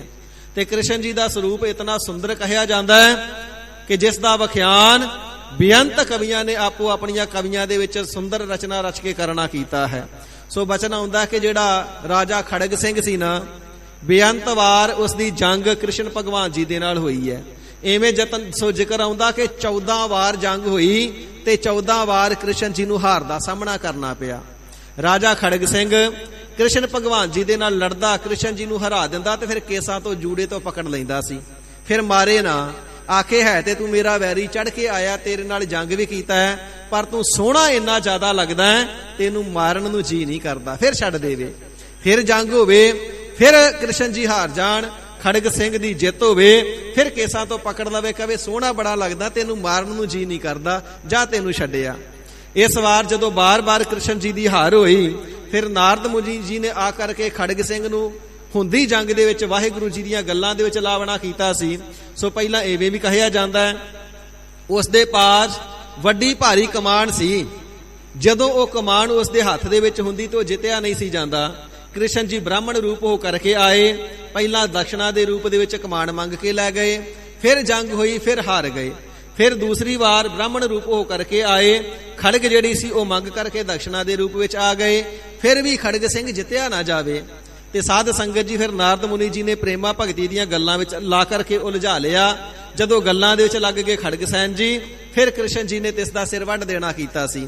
ਜਦੋਂ ਖੜਗ ਸਿੰਘ ਦਾ ਖੜਗ ਸੈਨ ਨਾਮ ਵੀ ਆਉਂਦਾ ਹੈ, ਸਿਰ ਵੱਢ ਦਿੱਤਾ ਗਿਆ ਤੇ ਇਸ ਵੇਲੇ ਕ੍ਰਿਸ਼ਨ ਜੀ ਦੀ ਜਿੱਤ ਦੀ ਜੈ ਜੈਕਾਰ ਹੋਣ ਲੱਗੀ। ਤੇ ਰਾਜੇ ਖੜਗ ਸਿੰਘ ਅਥਵਾ ਖੜਗ ਸੈਨ ਨੇ ਜਿਹੜਾ ਧੜ ਜ਼ਮੀਨ ਦੇ ਉੱਪਰ ਪਿਆ ਸੀ, ਆਪਣਾ ਸਿਰ ਚੁੱਕ ਕਰਕੇ ਆਪਣੇ ਹੱਥ ਦੇ ਨਾਲ ਕ੍ਰਿਸ਼ਨ ਦੀ ਛਾਤੀ ਦੇ ਵਿੱਚ ਮਾਰਿਆ ਤੇ ਕਹਿਣਾ ਕੀਤਾ, ਜੀਤੇ ਕ੍ਰਿਸ਼ਨ ਨਹੀਂ, ਹਰੇ ਕ੍ਰਿਸ਼ਨ, ਹਰੇ ਕ੍ਰਿਸ਼ਨ, ਭਾਵ ਕ੍ਰਿਸ਼ਨ ਦੀ ਤਾਂ ਹਾਰੀ ਹੋਈ ਹੈ। ਸੋ ਮੇਰਾ ਸੀਸ ਤੇ ਤਾਂ ਕੱਟਿਆ ਗਿਆ ਕਿਉਂਕਿ ਰੱਬ ਦੀਆਂ ਗੱਲਾਂ ਵਿੱਚ ਲਾ ਕਰਕੇ ਮੈਨੂੰ ਧੋਖੇ ਦੇ ਨਾਲ ਮਾਰਿਆ। ਇਸ ਪ੍ਰਕਾਰ ਵੀ ਜ਼ਿਕਰ ਆਉਂਦਾ ਕਿ ਫਿਰ ਉਦੋਂ ਤੋਂ ਹਰੇ ਕ੍ਰਿਸ਼ਨ ਕਹਿਣਾ ਸ਼ੁਰੂ ਹੋਇਆ ਕਿ ਕ੍ਰਿਸ਼ਨ ਦੀ ਹਾਰ ਹੋਈ ਹੈ। ਸਾਰੇ ਡਰ ਗਏ ਸੀ, ਸੀਸ ਕੱਟਿਆ ਗਿਆ, ਅਜੇ ਵੀ ਮਰਦਾ ਨਹੀਂ। ਦੇਖੋ ਜਿਸ ਦੇ ਅੰਦਰ 16 ਕਲਾ ਹੀ ਰੱਖੀਆਂ ਨੇ, ਉਹ ਐਸਾ ਸੁੰਦਰ ਸਰੂਪ ਵਾਲਾ, ਸੋਹਣੇ ਸਰੂਪ ਵਾਲਾ ਹੈ, ਦੁਸ਼ਮਣ ਲੜਦਾ ਹੈ ਤੇ ਉਸ ਦੇ ਪਾਸੋਂ ਮਾਰਿਆ ਨਹੀਂ ਜਾਂਦਾ, ਏਡੇ ਸੋਹਣੇ ਨੂੰ ਮਾਰਾਂ ਕਿਵੇਂ। ਤੇ ਜਿਹੜਾ ਪਰਮੇਸ਼ਰ ਅਰਬਾਂ ਖਰਬਾਂ ਸੰਖਾਈ ਕਲਾ ਦੇ ਸਹਿਤ ਹੈ, ਉਹ ਕਿਤਨਾ ਸੁੰਦਰ ਹੋਵੇਗਾ। ਹਜ਼ੂਰ ਜੀ ਫਰਮਾਵਣਾ ਕਰਦੇ, ਐਸਾ ਸੁੰਦਰ ਸਰੂਪ ਸਭਨਾਂ ਦੇ ਮਨ ਨੂੰ ਮੋਹ ਲੈਣ ਵਾਲਾ ਹੈ। ਬ੍ਰਹਮੰਡ ਦੇ ਅੰਦਰ ਆਪਣੀ ਜੋਤ ਰੱਖ ਦਿੱਤੀ, ਬ੍ਰਹਮੰਡ ਦੀ ਸੁੰਦਰਤਾਈ ਨੇ ਹੀ ਸਾਰੇ ਜੀਵਾਂ ਦੇ ਹਿਰਦਿਆਂ ਨੂੰ ਮੋਹ ਲਿਆ ਹੋਇਆ ਹੈ। ਆਪਣੇ ਚਰਿਤ ਪ੍ਰਭ ਆਪ ਬਨਾਏ, ਆਪਣੇ ਚਰਿੱਤਰ ਆਪਣੇ ਕੌਤਕ ਪ੍ਰਭੇ ਪੱਬੇ ਨੂੰ ਸਿਹਾਰੀ ਹੈ ਪ੍ਰਭੂ ਜੀ ਨੇ, ਹਰੀ ਪ੍ਰਮਾਤਮਾ ਜੀ ਨੇ ਆਪ ਹੀ ਬਣਾ ਕੀਤੇ ਨੇ। ਸੋ ਆਵਨ ਜਾਨ ਇੱਕ ਖੇਲ ਬਣਾਇਆ, ਆਗਿਆਕਾਰੀ ਕੀਨੀ ਮਾਇਆ, ਮਾਇਆ ਨੂੰ ਆਗਿਆਕਾਰੀ ਸੇਵਾਦਾਰ ਨਹੀਂ ਬਣਾ ਕਰਕੇ ਸੇਵਾ ਦੇ ਵਿੱਚ ਲਾ ਕਰਕੇ ਸੰਸਾਰ ਨੂੰ ਪੈਦਾ ਕਰਨਾ ਤੇ ਲੈਤਾ ਕਰ ਦੇਣੀ। ਇਹ ਸਾਰੇ ਚਰਿੱਤਰ ਖੇਡ ਪ੍ਰਮਾਤਮਾ ਜੀ ਨੇ ਆਪ ਹੀ ਬਣਾਏ ਹੋਏ ਨੇ। ਆਪਣੀ ਕੀਮਤ ਆਪੇ ਪਾਏ, ਪਰਮਾਤਮਾ ਜੀ ਦੇ ਗੁਣ ਬੇਅੰਤ ਨੇ, ਇੱਕ ਵੀ ਗੁਣ ਦੀ ਕੀਮਤ ਨਹੀਂ ਪਾਈ ਜਾ ਸਕਦੀ।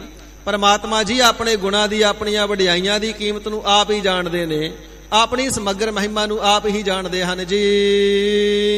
ਹਰ ਬਿਨ ਦੂਜਾ ਨਾਹੀ ਕੋਈ, ਭਾਈ ਹਰੀ ਅਕਾਲ ਪੁਰਖ ਵਾਹਿਗੁਰੂ ਪਰਮਾਤਮਾ ਜੀ ਤੋਂ ਬਿਨਾ ਦੂਜਾ ਕੋਈ ਵੀ ਜੀਵ ਦੇ ਜੰਮਣ ਮਰਨ ਨੂੰ ਮੇਟਣ ਵਾਲਾ ਨਹੀਂ ਹੈ।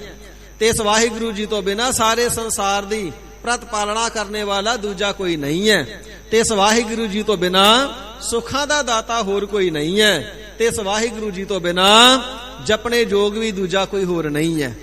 ਇੱਕ ਬਿਨ ਦੂਸਰ ਸੋ ਨਾ ਚਿਨਾਰ, ਭਾਈ ਇੱਕ ਤੋਂ ਬਿਨਾ ਤੇ ਦੂਜੇ ਦੀ ਪਛਾਣ ਹੀ ਨਾ ਕਰ, ਦੂਜੇ ਨੂੰ ਤੇ ਕਦੇ ਅੱਖ ਦੇ ਥੱਲੇ ਵੀ ਨਾ ਲਿਆ, ਦੂਜੇ ਦਾ ਤੇ ਆਪਣੇ ਮਨ ਦੇ ਵਿੱਚ ਕਦੇ ਫੁਰਨਾ ਵੀ ਨਾ ਆਉਣ ਦੇ ਕਿ ਦੂਜੇ ਨੂੰ ਜਪ ਲਈਏ।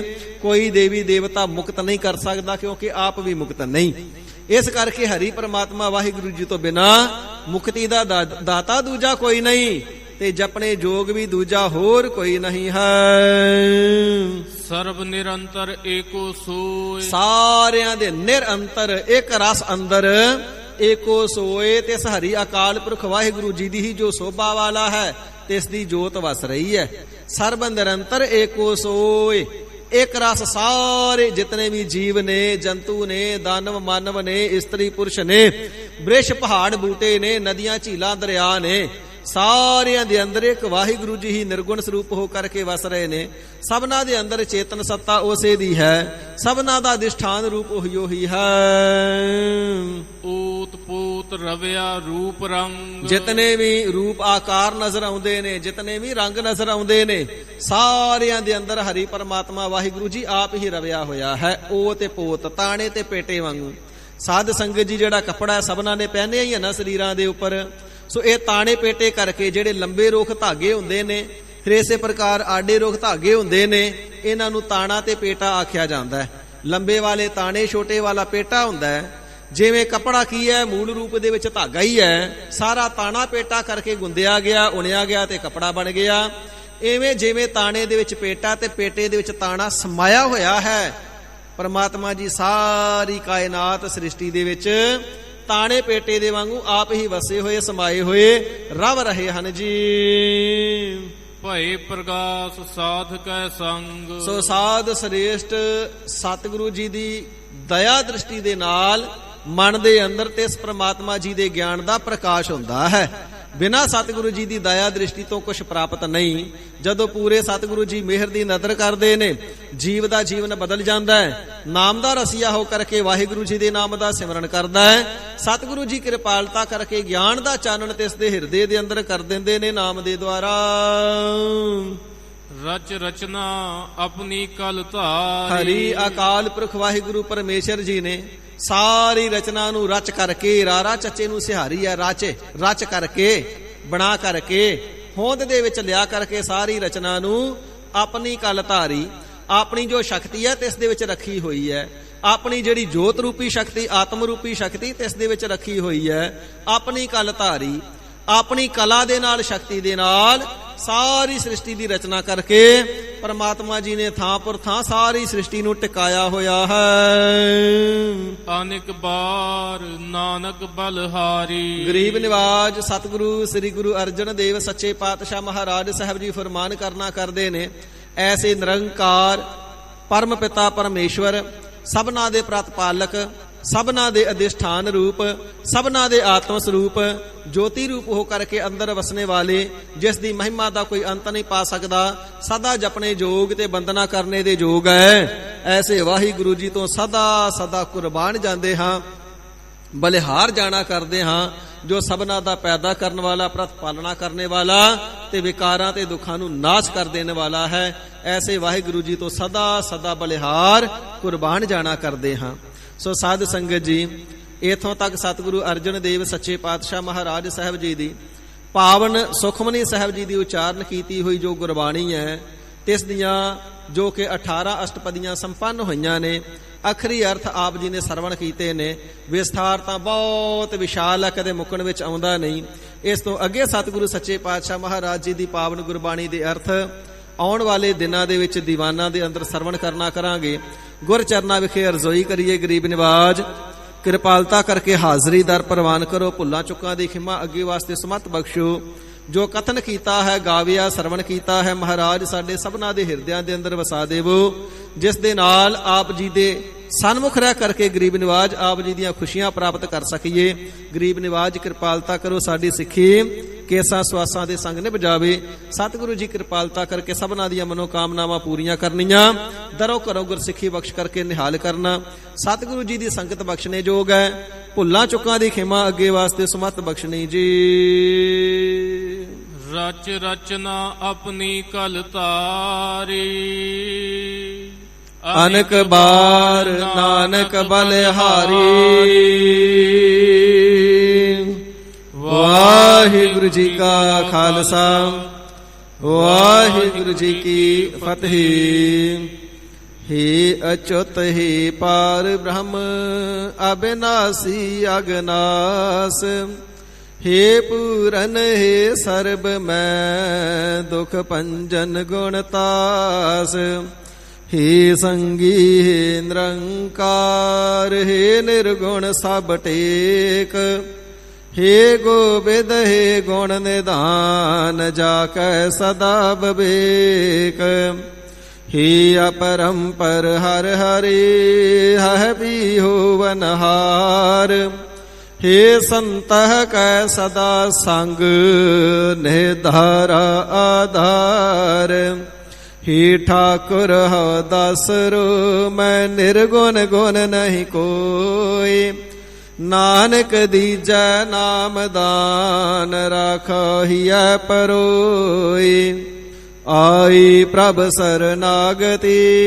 कृपा निध दयाल, एक अक्षर हर मन बसत नानक होत निहाल, वाहिगुरु नाम जहाज है चढ़े सो उतरै पार, जो सरदा कर सेव दे गुर पार उतार नहार, कथा निता प्रतहुत है सुनहो सो सिंह सुजान, नानक गुरु गोविंद सिंह जी सदा कर कल्याण, नानक गुरु गोविंद सिंह जी सदा कर कल्याण।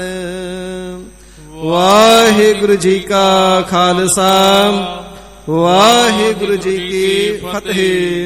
गाज के जयकारा जावे सो निहाल हो जावे, सत श्री अकाल।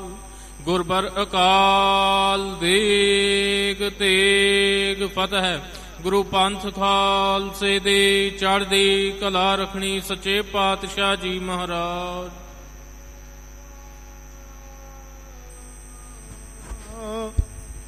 विचारे